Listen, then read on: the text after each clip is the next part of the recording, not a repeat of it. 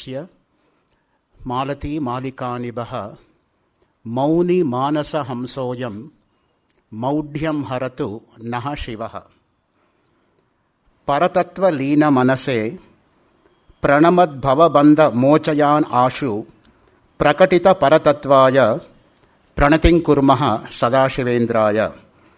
ಪರಮಶಿವೇಂದ್ರ ಕರಾಂಬುಜ ಸಂಭೂತಾಯ ಪ್ರಣಮ್ಯ ವರದಾಯ ಪದಧೂತ ಪಂಕಜಾಲಾಯ ಪ್ರಣತಿಂ ಕುರ್ಮಃ ಸದಾಶಿವೇಂದ್ರಾಯ.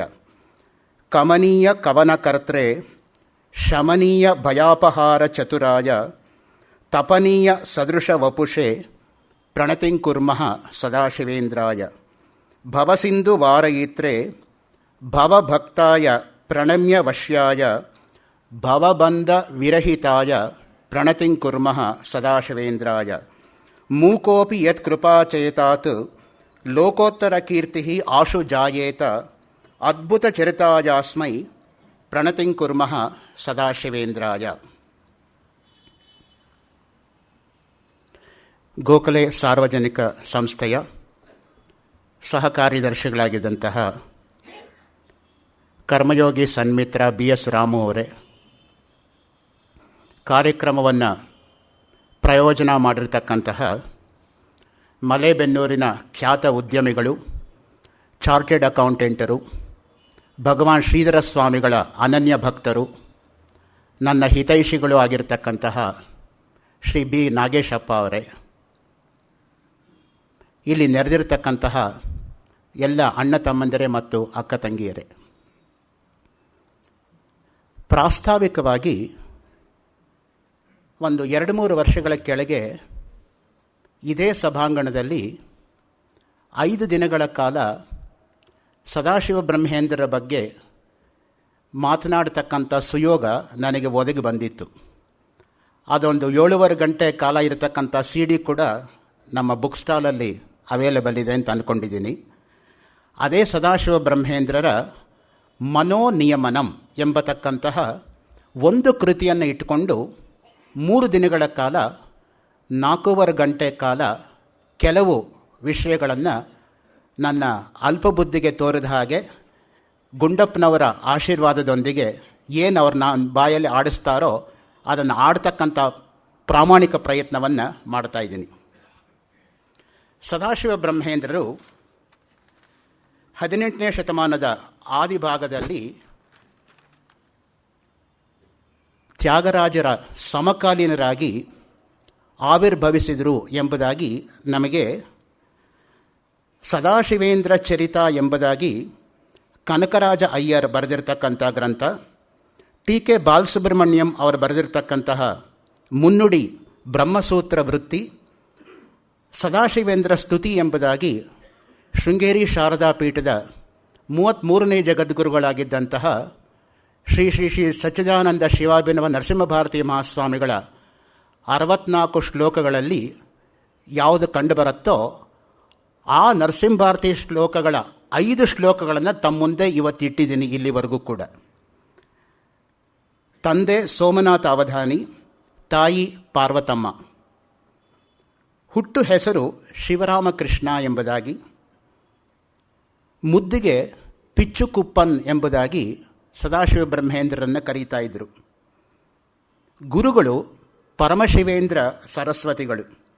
ನಿಜ ಗುರು ಪರಮಶಿವೇಂದ್ರ ಶ್ಲಾಘಿತ ವಿಜ್ಞಾನ ಕಾಷ್ಟಾಯ. ಸ್ಪಷ್ಟವಾಗಿ ಗುರುನಾಮಧೇಯವನ್ನು ಅವರು ಉಲ್ಲೇಖಿಸ್ತಾರೆ. ಯಾವಾಗಲೂ ಕೂಡ ಗುರು ಋಣವನ್ನು ತೀರಿಸೋದಕ್ಕಾಗಲ್ಲ.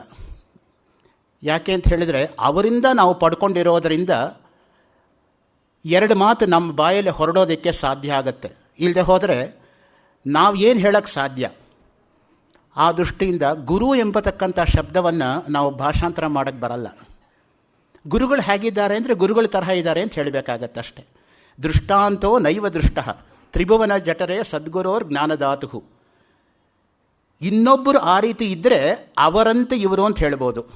ಇನ್ನೊಬ್ಬರು ಯಾರೂ ಆ ತರಹ ಇಲ್ಲದೆ ಇರೋದರಿಂದ ಅವರು ಹೇಗಿದ್ದಾರೆ ಅಂದರೆ ಅವ್ರ ತರಹ ಇದ್ದಾರೆ ಅಂತ ಹೇಳಬೇಕು. ಅನನ್ವಯ ಅಲಂಕಾರ ಅಂತ ಹೇಳ್ತಾರೆ ಅಲಂಕಾರ ಶಾಸ್ತ್ರದಲ್ಲಿ. ಅನ್ವಯ ಮಾಡೋಕ್ಕೆ ಬಾರದೇ ಇರತಕ್ಕಂಥದ್ದು ಅನನ್ವಯ ಅಲಂಕಾರ ಅಂತ. ಆ ರೀತಿಯಾಗಿರ್ತಕ್ಕಂಥವ್ರು ಅವರು. ಇಂತಹ ಮಹನೀಯರು ತಮ್ಮ ಜೀವನದಲ್ಲಿ ಎಂತಹ ಅದ್ಭುತವಾಗಿರ್ತಕ್ಕಂಥ ಸಾಧನೆಗಳನ್ನು ಮಾಡಿದ್ದರು ಸದಾಶಿವ ಬ್ರಹ್ಮೇಂದ್ರರು ಅಂದರೆ, ಅವರ ಸಮಾಧಿ ಕರೂರಿಂದ 18 ಕಿಲೋಮೀಟರ್ ಇರತಕ್ಕಂಥ ನೆರೂರಲ್ಲಿದೆ. ನೀವು ಬೆಂಗಳೂರಿಂದ ಹೊರಟ್ರೆ ಮಾರ್ಗದಲ್ಲಿ ನಿಮಗೆ ಎಲ್ಲ ಒಂದಾದ ಮೇಲೆ ಒಂದು ಊರು ದಾಟ್ಕೊಂಡು ಹೋಗ್ತಾ ಹೋಗ್ತಾ ಹೊಸೂರು, ಕೃಷ್ಣಗಿರಿ, ಧರ್ಮಪುರಿ, ಸೇಲಮ್ಮು, ಆ ಮಾರ್ಗದಿಂದ ಮುಂದಕ್ಕೆ ಹೋದರೆ ಕರೂರು, ಅಲ್ಲಿಂದ 18 ಕಿಲೋಮೀಟರ್ ದೂರದಲ್ಲಿರ್ತಕ್ಕಂಥದ್ದು ನೆರೂರು. ಅಲ್ಲಿ ಒಂದು ಮರದಲ್ಲಿ ಅವರು ಸಮಾಧಿಸ್ಥರಾಗಿದ್ದಾರೆ. ಇವತ್ತಿಗೂ ಕೂಡ ಯಾರು ಬೇಕಾದರೂ ಹೋಗಿ ನೋಡ್ಬೋದು. 4 ಗಂಟೆ ಡ್ರೈವು ಕಾರಲ್ಲಾದರೆ. ಇಲ್ಲದವರೆ ಕರೂರಲ್ಲಿ ಇಳ್ಕೊಂಡು ಅಲ್ಲಿಂದ ಬೇರೆ ಮಾರ್ಗದಿಂದ ಹೋಗಬೇಕಾಗತ್ತೆ. ಇವತ್ತಿಗೂ ಕೂಡ ಶೃಂಗೇರಿ ಜಗದ್ಗುರುಗಳು, ಕಂಚಿ ಕಾಮಕೋಟಿ ಜಗದ್ಗುರುಗಳು ಒಂದೇ ಕಡೆ ದೀರ್ಘದಂಡ ಪ್ರಣಾಮ ಮಾಡತಕ್ಕಂಥದ್ದು ಎಲ್ಲಿ ಅಂದರೆ ಸದಾಶಿವ ಬ್ರಹ್ಮೇಂದ್ರ ಸಮಾಧಿಯಲ್ಲಿ ಮಾತ್ರ. ಎಂತಹ ದೊಡ್ಡ ಜಗದ್ಗುರುಗಳಾಗಿದ್ದರೂ ಕೂಡ ಅವರೂ ಕೂಡ ಗುರು ಅಂತ ಭಾವಿಸ್ಕೊಂಡಿರ್ತಕ್ಕಂಥವರು ಸದಾಶಿವ ಬ್ರಹ್ಮೇಂದ್ರರು. ಆ ಜೀವನ ಚರಿತ್ರೆಯಲ್ಲೇ ಒಂದು ಕಡೆ ಬರುತ್ತೆ ಆ ಮಾತು. ನರಸಿಂಹಭಾರತಿ ಮಹಾಸ್ವಾಮಿಗಳು ಮೊದಲನೇ ಸಲ ಪಲ್ಲಕ್ಕಿನಲ್ಲಿ ಹೋದ್ರಂತೆ ಆ ಸಮಾಧಿ ಹತ್ರ. ಆವಾಗ ದರ್ಶನ ಸಿಗಲಿಲ್ಲ. 2ನೇ ಸಲನೂ ಸಿಗಲಿಲ್ಲ. 3ನೇ ಸಲ ಜಗದ್ಗುರುಗಳಾಗಿರ್ತಕ್ಕಂಥವ್ರು ಬರೀ ಕಾಲಲ್ಲಿ 18 ಕಿಲೋಮೀಟರ್ ನಡ್ಕೊಂಡು ಹೋದ್ರಂತೆ. ಆವಾಗ ಅವರಿಗೆ ದರ್ಶನ ಆಯ್ತಂತೆ. ಯಾಕೆ ಈ ಮಾತನ್ನು ಹೇಳ್ತಾ ಇದ್ದೀನಿ ಅಂತ ಹೇಳಿದರೆ, ಅಂತಹ ಮಹನೀಯರಿಗೇನೆ ಆ ರೀತಿಯಾಗಾದಾಗ ಇನ್ನು ಜನಸಾಮಾನ್ಯರ ಪಾಡೇನು? ಯೋಗದಲ್ಲಿ 8 ಮುಖ್ಯವಾಗಿರ್ತಕ್ಕಂಥದ್ದು ಅಂಗಗಳು. ಅದಕ್ಕೆ ಅಷ್ಟಾಂಗ ಯೋಗ ಅಂತ ಹೇಳ್ತಕ್ಕಂಥದ್ದು. ಯಮ, ನಿಯಮ, ಆಸನ, ಪ್ರಾಣಾಯಾಮ, ಪ್ರತ್ಯಾಹಾರಗಳು ಬಾಹ್ಯ ಯೋಗ ಆದರೆ, ಧಾರಣ, ಧ್ಯಾನ, ಸಮಾಧಿ ಅಂತರ್ಯೋಗ. ಈಗ ಬಾಹ್ಯ ಯೋಗಕ್ಕೆ ನಾವು ಬೆಲೆ ಕೊಡ್ತಾ ಇದ್ದೀವಿ ಹೊರತು ಅಂತರ್ಯೋಗವನ್ನು ಮರೆತು ಬಿಡ್ತಾ ಇದ್ದೀವಿ. ಸಮಾಧಿ ಎಂಥದ್ದು ಅಂತ ಹೇಳಿದರೆ, ಸದಾಶಿವ ಬ್ರಹ್ಮೇಂದ್ರರು, ರಮಣ ಮಹರ್ಷಿಗಳು, ಚಂದ್ರಶೇಖರ ಭಾರತಿ ಮಹಾಸ್ವಾಮಿಗಳು, ರಾಮಕೃಷ್ಣ ಪರಮಹಂಸರು ರೂಢಿಸ್ಕೊಂಡಿದ್ದದ್ದು ಯಾವುದು ಅಂದರೆ ಸಮಾಧಿ ಸ್ಥಿತಿ. ಮನಸ್ಸು ನಿರ್ಮಲವಾದಾಗ ಯತ್ರ ಯತ್ರ ಮನಃ ತತ್ರ ತತ್ರ ಸಮಾಧಿ, ಆ ಮಾತನ್ನು ಹೇಳ್ತಾರೆ. ದಕ್ಷಿಣಾಮೂರ್ತಿ ಸ್ತೋತ್ರದ ಮೇಲೆ ವ್ಯಾಖ್ಯಾನ ಮಾಡ್ತಾ ಶೃಂಗೇರಿ ಶಾರದಾ ಪೀಠದ ಪ್ರಥಮ ಜಗದ್ಗುರುಗಳಾಗಿದ್ದಂತಹ ವಾರ್ತಿಕಾಚಾರ್ಯ ಎಂಬುದಾಗಿಯೇ ಖ್ಯಾತರಾಗಿದ್ದಂತಹ ಸುರೇಶ್ವರಾಚಾರ್ಯರು ದಕ್ಷಿಣಾಮೂರ್ತಿ ಸ್ತೋತ್ರದ ಮೇಲೆ ಮಾಡತಕ್ಕಂತಹ ಮಾನಸೋಲ್ಲಾಸ ವ್ಯಾಖ್ಯಾನದಲ್ಲಿ ಆ ಮಾತನ್ನು ಹೇಳ್ತಾರೆ. ಆ ದೃಷ್ಟಿಯಿಂದ ಆ ಸಮಾಧಿ ಸ್ಥಿತಿಯಲ್ಲಿ ಸದಾಶಿವ ಬ್ರಹ್ಮೇಂದ್ರರು ಇದ್ದರು ಅಂತ. ಕಾವೇರಿ ಹರಿಯತ್ತೆ. ಅಲ್ಲಿ ಕಾವೇರಿ ಉಕ್ಕಿ ಹರಿದಾಗ ಅಲ್ಲಿ ಒಳ್ಳೆ ಮರಳು ಸಿಗತ್ತೆ ಅಂದ್ಬಿಟ್ಟು ಕೂಲಿ ಕೆಲಸ ಮಾಡೋರು ಗುದ್ಲಿ, ಹಾರೆ, ಪಿಕಾಸೆ ಎಲ್ಲ ತಗೊಂಡು ಅಗಿತಾ ಬಂದ್ರಂತೆ. ಬ್ರಹ್ಮೇಂದ್ರ ಹಣೆಗೆ ಗಾಯ ಆಗಿ ಧಾರಾಕಾರವಾಗಿ ರಕ್ತ ಹರಿತಾ ಇದ್ರು. ಆ ಕಡೆ ಗಮನನೇ ಇಲ್ಲದೆ ಸಮಾಧಿಯಲ್ಲೇ ಮುಂದುವರಿತಾ ಇದ್ರಂತೆ. ನಮಗೇನಿಲ್ಲ, ಅಲ್ಲಿ ಚಪ್ಪಲಿ ಬಿಟ್ಟು ಒಳಗಡೆ ಬರೋವಾಗ ಒಂದು ಸಣ್ಣ ಮುಳ್ಳು ಕಾಲೊಳಗೆ ಹೋಗಲಿ, ತೆಗೆದುಹಾಕೋ ತನಕ ನಮ್ಮ ಮನಸ್ಥಿತಿ ಇರಲ್ಲ. ಅಷ್ಟೇ ನಾವು ಪಡ್ಕೊಂಡು ಬಂದಿರ್ತಕ್ಕಂಥದ್ದು. ಅವರಿಗೆ ಈ ಸಮಸ್ತವಾಗಿರ್ತಕ್ಕಂಥ ದೇಹ ಅನ್ನೋದು ನಾನಲ್ಲ ಅನ್ನೋದು ಕೂತ್ಕೊಂಡಿರುತ್ತೆ. ನಮಗೆ ಎಷ್ಟೆಷ್ಟು ದೇಹಾಭಿಮಾನ ಇರುತ್ತೋ ಅವ್ರಿಗಷ್ಟು ಆತ್ಮಾಭಿಮಾನ ಇರುತ್ತೆ. ಆ ದೃಷ್ಟಿಯಿಂದನೇ ಎಲ್ಲಿ ತನಕ ದೇಹಾಭಿಮಾನ ಹೋಗಲ್ವೋ ಅಲ್ಲಿ ತನಕ ನಾವು ಆಧ್ಯಾತ್ಮಿಕ ಪಥದಲ್ಲಿ ಮುಂದುವರಿಯೋಕ್ಕಾಗಲ್ಲ. ಅದನ್ನೇ 2ನೇ ಶ್ಲೋಕ ಮನೋನಿಯಮನಲ್ಲಿ ಹೇಳ್ತಾರೆ. ಪ್ರಾಯಶಃ ನಾಳೆನೋ ನಾಳೆದ್ದೋ ಅದನ್ನು ಹಂಚ್ಕೊಳ್ತಕ್ಕಂಥ ಪ್ರಯತ್ನ ಸಮಯ ಸಿಕ್ಕಿದರೆ ಮಾಡೋ ಪ್ರಯತ್ನವನ್ನು ಮಾಡ್ತಾ ಇದ್ದೀನಿ ಅಷ್ಟೇ. ಯಾಕೆ ಅಂತ ಹೇಳಿದ್ರೆ, ಮುಖ್ಯವಾಗಿ ಬ್ರಹ್ಮೇಂದ್ರರು ಆ ಸಮಾಧಿ ಸ್ಥಿತಿಯಲ್ಲಿದ್ದಾಗ ಇನ್ನೊಂದು ಘಟನೆ ನಡೆಯುತ್ತೆ. ಅವರು ನಡ್ಕೊಂಡು ಹೋಗ್ತಾ ಇದ್ದಾಗ ಒಬ್ಬ ಮಹಮ್ಮದಿಯ ನವಾಬ ಕತ್ತಿ ತಿರುಗಿಸ್ತಾ ಇದ್ದಂತೆ. ಕತ್ತಿ ಅವರ ತೋಳ ಮೇಲೆ ಬಿದ್ದು ತೋಳು ಕಟ್ಟಾಗಿ ನೆಲದ ಮೇಲೆ ಬಿದ್ದೋಯ್ತಂತೆ. ಆ ನೆಲದ ಮೇಲೆ ಬಿದ್ದಿದ್ದು ಗೊತ್ತಿಲ್ಲ, ಅವ್ರು ಹಾಗೆ ಮುಂದುವರಿತಾ ಇದ್ರಂತೆ. ಆಗ ಆ ನವಾಬನಿಗೆ ಜಿಗುಪ್ಸೆ ಬಂದುಬಿಟ್ಟು ಅವನ ತೋಳನ್ನು ತಂದು ಕೊಟ್ಟಾಗ ಇವ್ರು ಸುಮ್ಮನೆ ಹಿಂಗೆ ಇಟ್ಕೊಂಡ್ರಂತೆ, ಮತ್ತೆ ಸೇರಿಕೊಳ್ತಂತೆ, ಅದು ಮತ್ತೆ ನಡ್ಕೊಂಡು ಹೋಗ್ತಾ ಇದ್ರಂತೆ. ಆ ಸ್ಥಿತಿಯಲ್ಲಿ ಇದ್ದಂಥವರು ಮಾನಸಿಕವಾಗಿ ಸದಾಶಿವ ಬ್ರಹ್ಮೇಂದ್ರರು. ಏಕಕಾಲದಲ್ಲಿ 3 ಕಡೆ ಆವಿರ್ಭವಿಸ್ತಕ್ಕಂಥ ಶಕ್ತಿ ಇರತಕ್ಕಂಥದ್ದು ಸದಾಶಿವ ಬ್ರಹ್ಮೇಂದ್ರರ ಒಂದು ಹೆಗ್ಗಳಿಕೆ. ಚಿಕ್ಕ ಮಕ್ಕಳು ತಾತ ನಮಗೆ ಮದುರೈ ಮೀನಾಕ್ಷಿ ದರ್ಶನ ಮಾಡಿಸೋದ್ರಂತೆ. ಅವರ ತಂದೆ ತಾಯಿಗಳು ನಮ್ಮ ಜೀವನನೇ ಆಗೋಗ್ತಾ ಇದೆಯಲ್ಲ, ರಾಮೇಶ್ವರವೇ ನೋಡಲಿಲ್ವಲ್ಲ ಅಂದ್ರಂತೆ. ಮಕ್ಕಳನ್ನು ಬಾಚಿ ತಬ್ಕೊಂಡು, ಕಣ್ಬಿಡಿ ಮಕ್ಕಳೇ, ಮದುರೈ ಮೀನಾಕ್ಷಿ ಮುಂದೆ ಇದ್ದಾರೆ. ಅವರ ತಂದೆ ತಾಯಿ ಜೊತೆ ರಾಮೇಶ್ವರದಲ್ಲಿದ್ದಾರೆ. ಅವರ ಭಕ್ತರಿಗೆ ಸಮಾಧಿಯಿಂದ ಆಚೆನೆ ಬಂದಿಲ್ಲ. ಏಕಕಾಲದಲ್ಲಿ 3 ಕಡೆ ಪ್ರತ್ಯಕ್ಷ ಆಗ್ತಕ್ಕಂಥ ಶಕ್ತಿ ಸದಾಶಿವ ಬ್ರಹ್ಮೇಂದ್ರಗಿತ್ತು. ನಮಗೆ ಈಗ ಈ ಸಂದರ್ಭದಲ್ಲಿ ಈ ಗೋಖಲೆ ಇನ್ಸ್ಟಿಟ್ಯೂಟಲ್ಲಿ ಈ 6:42 ನಾನಿರುವಾಗ ಇದೇ ಸಮಯದಲ್ಲಿ ಮಲೇಷ್ಯಾದಲ್ಲಿರೋಕ್ಕಾಗಲ್ಲ, ರಾಗಿಗುಡ್ಡದಲ್ಲಿರೋಕ್ಕಾಗಲ್ಲ. ಏನೋ ಕೆಲವು ಜರ್ನಲಿಸ್ಟ್ ಕೃಪೆಯಿಂದ ಕೆಲವು ಸಲ ಇದ್ರೂ ಇರಬಹುದು, ಕೆಲವು ಸಲ ಹಾಕ್ಬಿಡ್ತಾರೆ 3 ಕಡೆ ಒಬ್ಬರೇ ಹೆಸರು. ಸೊ ಹಾಗಾಗಿ ನಾನು ಹೇಳ್ತೀನಿ, I am grateful to journalist because at least they have shown me that I should rise up to that level at some point of time in my future life ಅಂತ. ಈಗಂತೂ ಆಗಲಿಲ್ಲ, ಮುಂದಕ್ಕಾದರೂ ಏನೋ ಆ ತರಹ ಆಗಲಿ ಅನ್ನೋ ಒಂದು ಭರವಸೆಯಿಂದ ಅಷ್ಟೆ. ಇಂತಹ ಬ್ರಹ್ಮೇಂದ್ರರು ಅನೇಕ ಕೃತಿಗಳನ್ನು ಲೋಕಕ್ಕೆ ಕೊಟ್ಟಿರೋದು ಅಲ್ಲದೆ ಅವರ ಮಾತಿನ ನಿಖರತೆ ಹೇಗಿತ್ತು ಅಂತ ಹೇಳಿದ್ರೆ, ಎಲ್ಲರನ್ನೂ ವಾದಕ್ಕೆ ಕರೆಯೋದು, ಯಾರಿಗೂ ಏನೂ ಗೊತ್ತಿಲ್ಲ ಅಂತ ಹೇಳಿ ಕಳಿಸೋದು, ಆ ರೀತಿಯಾಗಿ ಮಾಡ್ತಾ ಇದ್ರಂತೆ. ಆವಾಗ ಗುರುಗಳಾಗಿರ್ತಕ್ಕಂಥ ಪರಮಶಿವೇಂದ್ರ ಕೇಳಿದ್ರಂತೆ, ಅಲ್ಲಪ್ಪ ಅವನು ಬುದ್ಧಿವಂತ ತಾನೆ, ನಿನ್ನಷ್ಟು ಬುದ್ಧಿವಂತ ಇಲ್ಲದೆ ಇರ್ಬೋದು, ಆದರೆ ಅವನು ತೀರಾ ಮುಟ್ಟಾಳ ಅಲ್ವಲ್ಲ, ಯಾಕೆ ಸುಮ್ಮನೆ ತೇಜೋವಧೆ ಮಾಡ್ತೀಯ ಆ ರೀತಿ ಅಂತ. ಆಯಿತು, ಆವತ್ತಿಂದ ಮಾತಾಡೋದೇ ಬಿಟ್ಬಿಟ್ರಂತೆ. ಪೂರ್ತಿ ವಾಚಾಟವಾಗಿ ಮಾತಾಡ್ತಾ ಇದ್ದವರು ನಿಲ್ಲಿಸ್ಬಿಟ್ರೆ they go to total silence. It is like pendulum. If you leave the pendulum it goes from LHS to RHS. It won't stop in the middle. ಅದಕ್ಕೆ ತೆಲುಗಲ್ಲಿ ಹೆಂಡತಿಗೆ ಪೆಂಡ್ಲಾಮು ಅಂತ ಕರೆಯೋದು. ಮನೆಯಲ್ಲೇ ಪೆಂಡ್ಲಾಮ್ ಹೇಳಿದ್ದನ್ನು ಕೇಳ್ಕೊಂಡಿರಬೇಕು, ನೀವು ಮರು ಮಾತಾಡೋಕ್ಕಾಗಲ್ಲ. ಕ್ಲಾಸಲ್ಲಿ ನೀವು ಮಾತಾಡ್ಬೋದು ಅಷ್ಟೇ ಹೊರತು ಮನೆಯಲ್ಲಿ ಅವರೇ ಬಾಸು. ಅದಕ್ಕೆ ನಾವು ಬೋರ್ಡ್ ಹಾಕ್ಕೊಂಡಿರಲ್ವ, I am the boss of the house if my wife says so ಅಂತ. She should say that your boss, otherwise she is ಬಾಸಿಣಿ. ಸೊ ಅದಕ್ಕೆ ಸದಾಶಿವ ಬ್ರಹ್ಮೇಂದ್ರರು ಆ ಒಂದು ಕಡೆ ಇದ್ದಂತಹ ಆ ವಾಚಾಟತನದಿಂದ ಸಮಗ್ರವಾಗಿರ್ತಕ್ಕಂಥ ಮೌನಕ್ಕೆ ಹೋಗಿರ್ತಕ್ಕಂಥವ್ರವರು.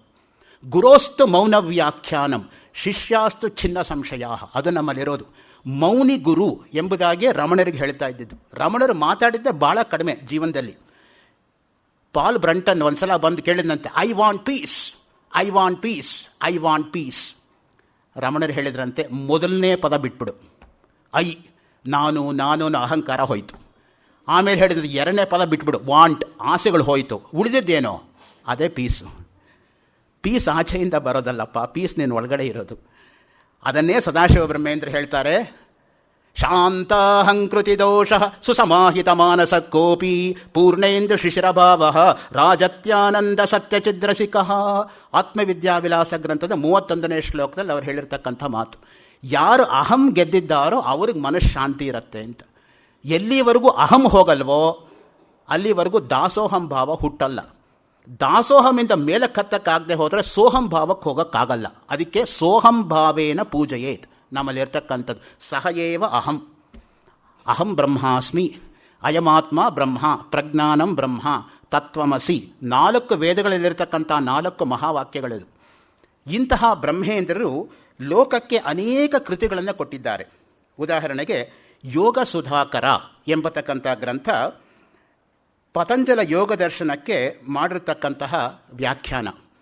ಪಾತಂಜಲ ಯೋಗ ದರ್ಶನ ನಿಮಗೆ ಗೊತ್ತಿರೋ ಹಾಗೆ 4 ಪಾದಗಳಿರ್ತಕ್ಕಂಥದ್ದು. ವಿಶೇಷವಾಗಿ ಸಮಾಧಿ ಪಾದ ಅತ್ಯಂತ ಸಾಧಕರಿಗೆ ಹತ್ತಿರ ಇರತಕ್ಕಂಥದ್ದು ಸಮಾಧಿ ಪಾದ. ಅದಕ್ಕೇ ಆ ಸಮಾಧಿ ಪಾದದಲ್ಲಿ ಎಷ್ಟು ರೀತಿಯಾಗಿರ್ತಕ್ಕಂಥ ಸಮಾಧಿಗಳು ಅಂತಲೇ ಹೇಳ್ತಾ ಬರ್ತಾರೆ. ಸವಿಕಲ್ಪಕ, ನಿರ್ವಿಕಲ್ಪಕ, ಸವಿಚಾರ, ನಿರ್ವಿಚಾರ, ಧರ್ಮಮೇಘ ಸಮಾಧಿ, ಋತಂಬರ ಪ್ರಜ್ಞ, 64 ವಿಧ ಸಮಾಧಿಗಳನ್ನು ವರ್ಣನೆ ಮಾಡ್ತಾರೆ. ಆ ಪಾತಂಜಲ ಯೋಗ ಸೂತ್ರದ ಮೇಲೆ ವ್ಯಾಸರ ಭಾಷ್ಯ ಇದೆ. ವ್ಯಾಸರ ಭಾಷ್ಯದ ಮೇಲೆ ವಾಚಸ್ಪತಿ ಮಿಶ್ರು ತತ್ವವೈಶಾರದಿ ಎಂಬತಕ್ಕಂಥ ವ್ಯಾಖ್ಯಾನವನ್ನು 9ನೇ ಶತಮಾನದಲ್ಲಿ ಮಾಡಿದ್ದಾರೆ. ಅದರ ಮೇಲೆ ಭೋಜರಾಜ ರಾಜಮಾರ್ತಾಂಡ ಅಂತ ವ್ಯಾಖ್ಯಾನ ಮಾಡಿದ್ದಾನೆ. ರಾಜಮಾರ್ತಾಂಡದ ಮೇಲೆ ಸದಾಶಿವ ಬ್ರಹ್ಮೇಂದ್ರ ಮಾಡಿರ್ತಕ್ಕಂಥ ವ್ಯಾಖ್ಯಾನ ಯೋಗ ಸುಧಾಕರ. ಈ ಗ್ರಂಥವನ್ನು ಪಾಠಶಾಲೆಯಲ್ಲಿ ನನ್ನ ಗುರುಗಳಾಗಿದ್ದಂತಹ ವಿದ್ವಾನ್ ಶೇಷಾಚಲ ಶರ್ಮರು ಕನ್ನಡಕ್ಕೆ ಅನುವಾದ ಮಾಡಿದ್ದಾರೆ ಯೋಗ ಸುಧಾಕರ. ಅದಾದಮೇಲೆ ಬ್ರಹ್ಮಸೂತ್ರ ವೃತ್ತಿ, ಇದನ್ನೂ ಕೂಡ ಶೇಷಾಚಲ ಶರ್ಮರು ಕನ್ನಡಕ್ಕೆ ಅನುವಾದ ಮಾಡಿದ್ದಾರೆ. ಬ್ರಹ್ಮಸೂತ್ರಕ್ಕೆ ಆಚಾರ್ಯ ಶಂಕರರ ಭಾಷ್ಯ ಇದೆ.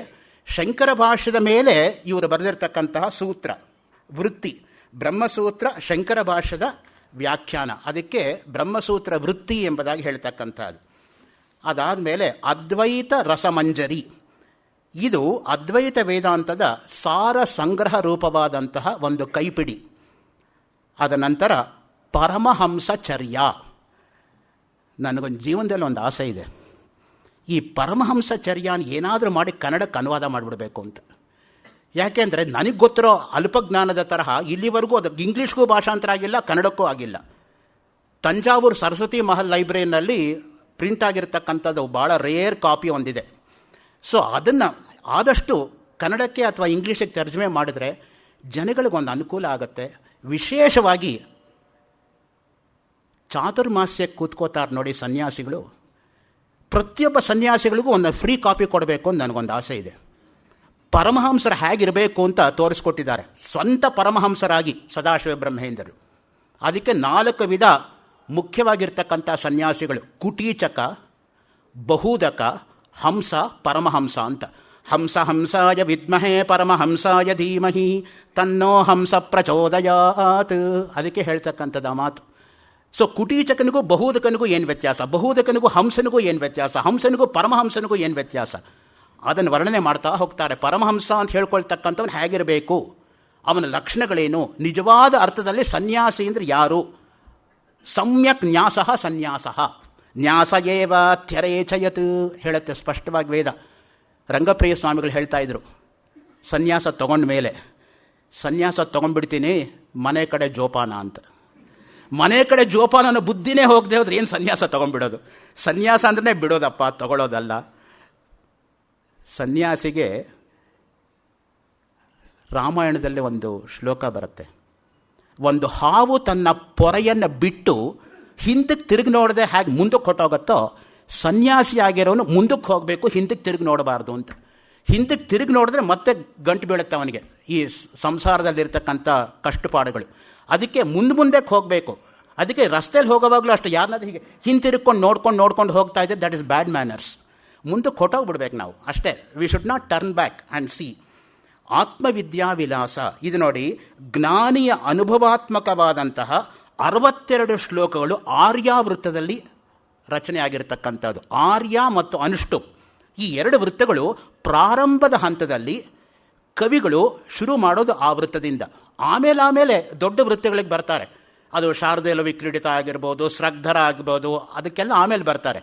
ಸೊ ಪ್ರಾರಂಭದ ಹಂತದಲ್ಲಿ ಜನಸಾಮಾನ್ಯರಿಗೆ ಅರ್ಥ ಆಗ್ತಕ್ಕಂಥದ್ದು ಯಾವುದಪ್ಪ ಅಂದರೆ ಆರ್ಯಾವೃತ್ತ ಮತ್ತು ಮುಖ್ಯವಾಗಿ ಅನುಷ್ಟು ವೃತ್ತ. ಅದಕ್ಕೆ ನರಸಿಂಹಾರ್ತಿ ಮಹಾಸ್ವಾಮಿಗಳ ಶ್ಲೋಕಗಳು ಎಷ್ಟೋ ಎಲ್ಲ ಆರ್ಯಾವೃತ್ತದಲ್ಲೇ ಇದೆ. ಅವರು ಪ್ರತಿಯೊಂದು ಸಲ ಶೃಂಗೇರಿಯಿಂದ ಆಚೆಗೆ ಹೋದಾಗಲೂ ಕೂಡ ಶಾರದಮ್ಮನವ್ರ ಮೇಲೆ ಮಾಡಿರ್ತಕ್ಕಂಥ ಸ್ತೋತ್ರಗಳೆಲ್ಲ ಬಹುತೇಕ ಆರ್ಯಾನಲ್ಲೇ ಇರತಕ್ಕಂಥದ್ದು. ನರಸಿಂಹಾರ್ತಿ ಮಹಾಸ್ವಾಮಿಗಳ ಶ್ಲೋಕಗಳನ್ನೇ ಕನ್ನಡ ಅನುವಾದ ಸಹಿತ ಈಗ ಸಿಗ್ತಾ ಇದೆ ಮಾರ್ಕೆಟಲ್ಲಿ. ಚಂದ್ರಶೇಖರ ಭಾರತಿ ಮಹಾಸ್ವಾಮಿಗಳದ್ದು ಸಿಗ್ತಾ ಇದೆ. ಒಂದು ಕಡೆ ಮೂಲ ಶ್ಲೋಕ ಕನ್ನಡದಲ್ಲಿ, ಅದರ ನೆಕ್ಸ್ಟ್ ಪೇಜಲ್ಲಿ ಯಥಾವತ್ತಾಗಿ ಅದರ ಕನ್ನಡ ಅನುವಾದ.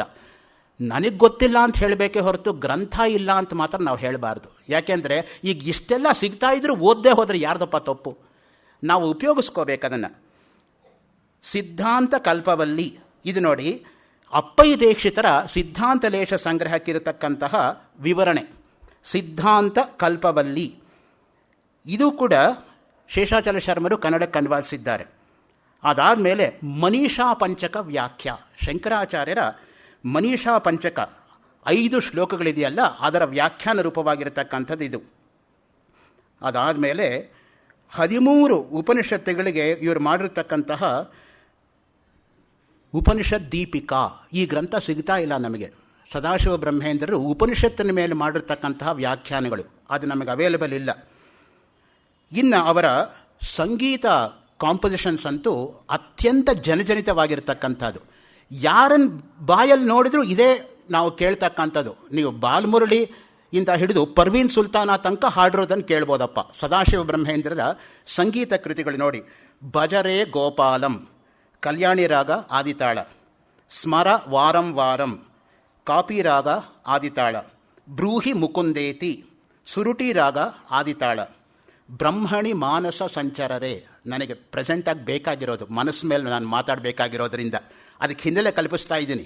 ಇವತ್ತು ಅರ್ಧ ಮುಕ್ಕಾಲೆಲ್ಲ ಹಿನ್ನೆಲೆನೇ ಆಗಿಬಿಡತ್ತೆ, ಕ್ಷಮಿಸಬೇಕು. ಬ್ರಹ್ಮಣಿ ಮಾನಸ ಸಂಚರರೆ, ನವರೋಜ ರಾಗ ಆದಿತಾಳ, ಗಾಯತಿ ವನಮಾಲಿ, ಕುಂತಲವರಾಳಿ ರಾಗ ಆದಿತಾಳ, ಕ್ರೀಡತಿ ವನಮಾಲಿ, ಸುರುಟಿ ರಾಗ ಆದಿತಾಳ, ಭಜರೆ ಯದುನಾಥಂ, ಸಾವೇರಿ ರಾಗ ಆದಿತಾಳ. ಈಗ ಸಂಪೂರ್ಣಾನಂದ ಸಮೃತ ವಿಶ್ವವಿದ್ಯಾಲಯ ಕುಲಪತಿಗಳ ಹೆಸರು ಯದುನಾಥ್ ದೂಬೆ ಅಂತ. ಭಜರೆ ರಘುವೀರಂ ಮೋಹನ ರಾಗ ಆದಿತಾಳ, ಪಿಬರೆ ರಾಮರಸಂ ಜಂಜೋಟಿ ರಾಗ ಆದಿತಾಳ, ರಾಮ ಖೇಲತಿ ಮಮ ಹೃದಯೇ ಅಠಾಣ ರಾಗ ಆದಿತಾಳ, ಮಾನಸ ಸ್ಥಿರತಾ ನಹಿ ನಹಿರೇ ಘನಸಾರಿ ರಾಗ ಆದಿತಾಳ, ತೇಷಾಂ ಚಿಂತಾ ನಾಸ್ತಿ ಕಿಲ ಕಾಂಬೋದಿ ರಾಗ ಆದಿತಾಳ, ಬ್ರಹ್ಮೈವ ಅಹಂ ಕಿಲ ನಾಥನಾಮ ಕ್ರಿಯಾ ರಾಗ ಆದಿತಾಳ, ಸರ್ವಂ ಬ್ರಹ್ಮಮಯಂ ನವರೋಜ ರಾಗ ಆದಿತಾಳ, ಪೂರ್ಣಬೋಧೋಹಂ ಕಲ್ಯಾಣಿ ರಾಗ ಆದಿತಾಳ. ಇದಾದಮೇಲೆ ಅದ್ವೈತ ತಾರಾವಳಿ ನೋಡಿ, 28 ಶ್ಲೋಕದಲ್ಲಿ ಅದ್ವೈತ ವೇದಾಂತದ ನಿರೂಪಣೆ ಅನುಭವದ ಹಿನ್ನೆಲೆಯಲ್ಲಿ. ಅದು ತುಂಬ ಮುಖ್ಯವಾಗಿರೋದು. ಯಾರು ಬೇಕಾದರೂ ತತ್ವ ಮಾತಾಡ್ಬೋದು, ಆದರೆ ಅನುಭವ ಅಷ್ಟು ಸುಲಭವಾಗಿ ನಿಲ್ಲಲ್ಲ. ವೇದಾಂತಕ್ಕೆ ಬೇಕಾಗಿರೋದೇ ಅನುಭವ. ಅದಕ್ಕೆ ಆಚಾರ್ಯ ಅನ್ನೋದಕ್ಕೇನು ನಿಷ್ಪತ್ತಿ ನಮ್ಮಲ್ಲಿರೋದು, ಆಚಿನೋತಿ ಶಾಸ್ತ್ರಾರ್ಥಾನ್ ಆಚಾರ್ಯ ಸ್ಥಾಪಯತ್ಯಪಿ ಸ್ವಯಂ ಆಚರತೆ ಯಸ್ತು ಸತು ಆಚಾರ್ಯ ಇತಿ ಶ್ರುತಃ. ಹೇಳೋದು ವೇದಾಂತ, ತಿನ್ನೋದು ಬದನೆಕಾಯಿ ಅಂತ ಆಗಬಾರ್ದು. ನಾನು ಅನುಷ್ಠಾನದಲ್ಲಿ ಇಟ್ಕೊಂಡು ಬೇರೆಯವ್ರಿಗೆ ಹೇಳಬೇಕು, ಆವಾಗಲೇ ಅದಕ್ಕೆ ಬೆಲೆ ಬರೋದು. ಇಲ್ಲದೆ ಹೋದರೆ ಪ್ರಯೋಜನಕ್ಕೆ ಬರಲ್ಲ. ಯಥಾ ರಾಜ ತಥಾ ಪ್ರಜಾ. ರಾಜನೇ ನೆಟ್ಟಿಗಿಲ್ಲದೆ ಹೋದರೆ ಪ್ರಜೆಗಳ ಹತ್ರ ಅವನು ಹೇಗೆ ಗೌರವ ಸಂಪಾದನೆ ಮಾಡ್ಕೊಳ್ಳೋಕ್ಕಾಗತ್ತೆ? ಮೊದಲು ತಾನು ನಿಂತು ತೋರಿಸ್ಬೇಕು ಆ ಮಟ್ಟವನ್ನು. ಬೇರೆಯವ್ರಿಗೆ ಉಪದೇಶ ಮಾಡೋದರಲ್ಲಿ ಪ್ರತಿಯೊಬ್ಬರೂ ನಿಸ್ಸೀಮರೆ. ಆದರೆ ಸ್ವಂತ ಜೀವನದಲ್ಲಿ ಅದನ್ನು ಅನುಭವಿಸುವಾಗ ಋಷಿಮುನಿಗಳಿಗೂ ಕಷ್ಟ ಆಗತ್ತೆ ಅಂತ. ಅದಕ್ಕೆ ನಮ್ಮಲ್ಲಿ ಒಂದು ಮಾತಿರೋದು, ಪರೋಪದೇಶ ಸಮಯೇ ಸರ್ವೇಪಿ ಚ ಪಂಡಿತಾ ಸ್ವಯಂ ಆಚರಣ ಸಮಯೇ ಮುನಯೋಪಿ ಅಪಂಡಿತಾ. ಯಾಕೆಂದರೆ ಇಂದ್ರಿಯಗಳು ಆ ರೀತಿ ಹಿಡಿದು ಎಳೆಯತ್ತೆ ನಮ್ಮನ್ನು. ಇಂದ್ರಿಯಾಣಿ ಪ್ರಮಾತೀನಿ ಹರಂತಿ ಪ್ರಸಭಂ ಮನಃ, ಗೀತೆನಲ್ಲಿ ಅದಕ್ಕೆ ಹೇಳಿರ್ತಕ್ಕಂಥದ್ದು.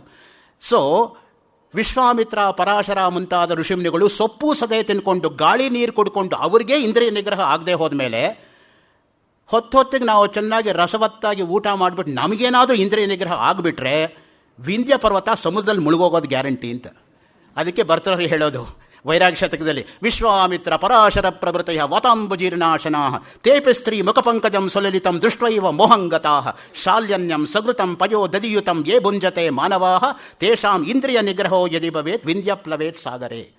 ಆ ದೃಷ್ಟಿಯಿಂದ ಮುಖ್ಯವಾಗಿ ಬೇರೆಯವ್ರಿಗೆ ಉಪದೇಶ ಮಾಡೋದು ಸುಲಭ, ಸ್ವಂತ ಅನುಷ್ಠಾನದಲ್ಲಿ ತರೋದು ಕಷ್ಟ. ಅದಕ್ಕೆ ಡಾಕ್ಟರ್ ರಾಧಾಕೃಷ್ಣನ್ ಬರೆಯೋದು history of Indian philosophy volume 2 page 442 paragraph 3 line 2, George Allen Unwin publishers, London 1928 ಅವರು ಏನು ಹೇಳ್ತಾರೆ ಅಂದರೆ, India has no dearth of philosophers but hardly we find practitioners. Who is going to practise? Everybody is a preacher.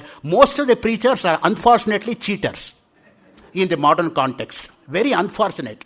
ಯಾರ ಬಗ್ಗೆ ನಾವು ದೊಡ್ಡ ಗೌರವ ಇಟ್ಕೊಂಡು ತಲೆ ಮೇಲೆ ಕೂಡಿಸ್ಕೊಂಡಿರ್ತೀವೋ ನೆಕ್ಸ್ಟ್ ಡೇ ಜೈಲು, ಅದರ ನೆಕ್ಸ್ಟ್ ಡೇ ಬೈಲು. ಆ ಸ್ಥಿತಿಗೆ ಬಂದರೆ ಏನು ಹೇಳೋದು ನಾವು? ಸೊ ಅದಕ್ಕೆ ನೋಡಿ, ಈ ಗ್ರಂಥದಲ್ಲಿ ಮುಖ್ಯವಾಗಿ ನಾವು ತಿಳ್ಕೋಬೇಕಾಗಿರೋದು ಮನೋನಿಯಮನಂ. ಇದು ಮನಸ್ಸನ್ನು ನಿಯಂತ್ರಣಗೊಳಿಸೋದಕ್ಕೆ ಬರೆದಿರ್ತಕ್ಕಂಥ ಗ್ರಂಥ. ಪ್ರತಿಯೊಬ್ಬರು ಹೇಳ್ತಾರೆ ಮನಸ್ಸನ್ನು ಹತೋಟಿಯಲ್ಲಿ ಇಟ್ಕೊಂಡ್ಬಿಡಿ, ಮನಸ್ಸನ್ನು ನಿಗ್ರಹಿಸಬೇಡಿ. ಹೇಗೆ ನಿಗ್ರಹಿಸಬೇಕೋ ಅದನ್ನು ಮಾತ್ರ ಯಾರೂ ಹೇಳಲ್ಲ. ಆ ದೃಷ್ಟಿಯಿಂದ ಈ ಗ್ರಂಥಕ್ಕೆ ವಿಶೇಷವಾಗಿರ್ತಕ್ಕಂತಹ ಮನ್ನಣೆ ಮತ್ತು ಎಸ್ಪೆಷಲಿ ಇಂದಿನ ಕಾಲಕ್ಕೆ ಅತ್ಯಂತ ಪ್ರಸ್ತುತಿ ಅಂತ ನನ್ನ ಭಾವನೆ. ಯಾಕೆ ನೀವು ಯಾರನ್ನೇ ಕೇಳಿದರೂ ಕೂಡ ಯಾಕೋ ನನಗೆ ಮನಃಶಾಂತಿನೇ ಇಲ್ಲ, ಯಾಕೋ ನನಗೆ ಮನಸ್ಸು ಸಮಾಧಾನನೇ ಇಲ್ಲ, ಮನಸ್ಸು ಒಂದು ಕಡೆ ಹಿಡ್ಕೊಳ್ಳೋಕ್ಕೆ ಆಗ್ತಾ ಇಲ್ಲ. ಪ್ರತಿಯೊಬ್ಬರು ಇದನ್ನೇ ಹೇಳೋದು.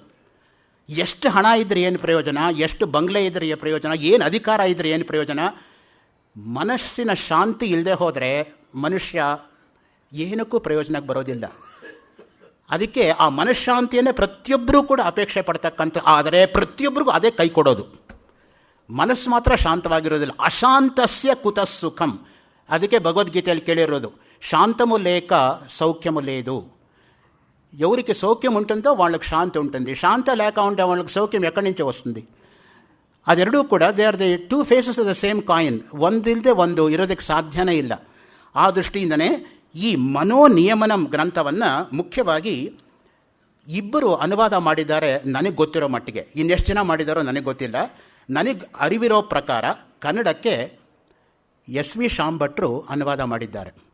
ಸದಾಶಿವ ಬ್ರಹ್ಮೇಂದ್ರರ ಲಘು ಕೃತಿಗಳು ಎಂಬತಕ್ಕಂಥ ಗ್ರಂಥದಲ್ಲಿ ಒಂದು ಪಾರ್ಟ್ ಆಫ್ ಇಟ್ ಮನೋನಿಯಮನಂ ಅದರಲ್ಲಿ ಬರುತ್ತೆ. ಆವಣಿ ಶೃಂಗೇರಿ ಜಗದ್ಗುರುಗಳು ಅದನ್ನು 10-12 ವರ್ಷಗಳ ಕೆಳಗೆ ಅಚ್ಚಾಕಿ ಬೆಲೆ ಅಮೂಲ್ಯ ಅಂತ ಹಾಕಿಬಿಟ್ಟು ಬಂದವ್ರಿಗೆ ಫ್ರೀ ಕಾಪಿ ಕೊಟ್ಬಿಟ್ಟು ಈಗ ಅಲ್ಲೇ ಒಂದು ಕಾಪಿನೂ ಇಲ್ಲ. ಗ್ರಂಥ ಸಿಗ್ತಾ ಇಲ್ಲ ಕನ್ನಡದಲ್ಲಿ. ಅದು ಕನ್ನಡದ ಪಾಡಾದರೆ ಇಂಗ್ಲೀಷಲ್ಲಿ R.M. ಉಮೇಶ್ ಅಂದ್ಬಿಟ್ಟು ಮೆಡ್ರಾಸ್ IITನಲ್ಲಿ ಆರ್ಟಿಫಿಷಿಯಲ್ ಇಂಟೆಲಿಜೆನ್ಸ್ ಪ್ರೊಫೆಸರ್ ಆಗಿದ್ದವರು ಇಂಗ್ಲೀಷ್ಗೆ ಅನುವಾದ ಮಾಡಿದ್ದಾರೆ, ಸೈನ್ಸ್ ಆಫ್ ಮೈಂಡ್ ಕಂಟ್ರೋಲ್ ಅಂತ. ಈಗ ಆ ಗ್ರಂಥನೂ ಸಿಗ್ತಾ ಇಲ್ಲ. ಸೊ ಒಂದು ಕನ್ನಡ ಅನುವಾದ, ಒಂದು ಇಂಗ್ಲೀಷ್ ಅನುವಾದ, ಇದೆರಡೂ ಕೂಡ ಇದರ ಬಗ್ಗೆ ನಮಗೆ ಅಧಿಕೃತವಾಗಿ ಭಾಷಾಂತರ ದೃಷ್ಟಿಯಿಂದ ಮೂಲ ಗೊತ್ತಿಲ್ಲದೆ ಹೋದರೂ ಅರ್ಥ ಮಾಡಿಕೊಳ್ಳೋಕ್ಕೆ ಸಹಕಾರವಾಗತಕ್ಕಂತಹ ರೆಫರೆನ್ಸಸ್ಸು. ಬಟ್ ಏನು ಅಂದರೆ ಅದು ಸಿಗ್ತಾ ಇಲ್ಲ ಈಗ. ಸೊ ನನ್ನ ಹತ್ರ ಇರೋದು ಜೆರಾಕ್ಸ್ ಕಾಪಿ. ಸೊ ಅದರಿಂದ ಮಾಡಿಸ್ಕೊಂಡು ಬಂದಿದ್ದೀನಿ ಆವಣಿ ಮಠಕ್ಕೆ ಹೋಗ್ಬಿಟ್ಟು. ಸೊ ಇಲ್ಲಿ ಮುಖ್ಯವಾಗಿ ಮನೋನಿಯಮನಂ ಗ್ರಂಥದಲ್ಲಿ ಒಟ್ಟಿರ್ತಕ್ಕಂಥದ್ದು 13 ಶ್ಲೋಕಗಳು ಮತ್ತು ಮನಸ್ಸನ್ನು ನಿಗ್ರಹ ಮಾಡೋದಕ್ಕೆ ಅನೇಕ ಉಪಾಯಗಳನ್ನು ಇಲ್ಲಿ ಹೇಳ್ತಾ ಬರ್ತಾರೆ. ಇದರಲ್ಲಿ ಮೊದಲನೆಯದು ಮನಸ್ಸನ್ನು ಅವರು ಸಂಬೋಧನೆ ಮಾಡ್ತಾರೆ. ಆಶೀವಿಷ ವಿಷಯೈ ನಿಮಿಷೋನ್ಮೇಷೈ ನಿಷೇವಿತೈ ವಿಷಯೈ ಅಲಮಧುನಾ ಕಲಯೇತಾ ಮಾನಸ ಮಿಹಿಕಾ ಮಯೂಖ ಚೂಡಾಲಂ. ಎಲೈ ಮನಸ್ಸೇ, ಘಟಸರ್ಪದ ವಿಷದಂತೆ ತೀಕ್ಷ್ಣವಾದ ವಿಷಯಗಳನ್ನು ಕ್ಷಣ ಕ್ಷಣದಲ್ಲಿಯೂ ಅನುಭವಿಸಿದ್ದು ಸಾಕು.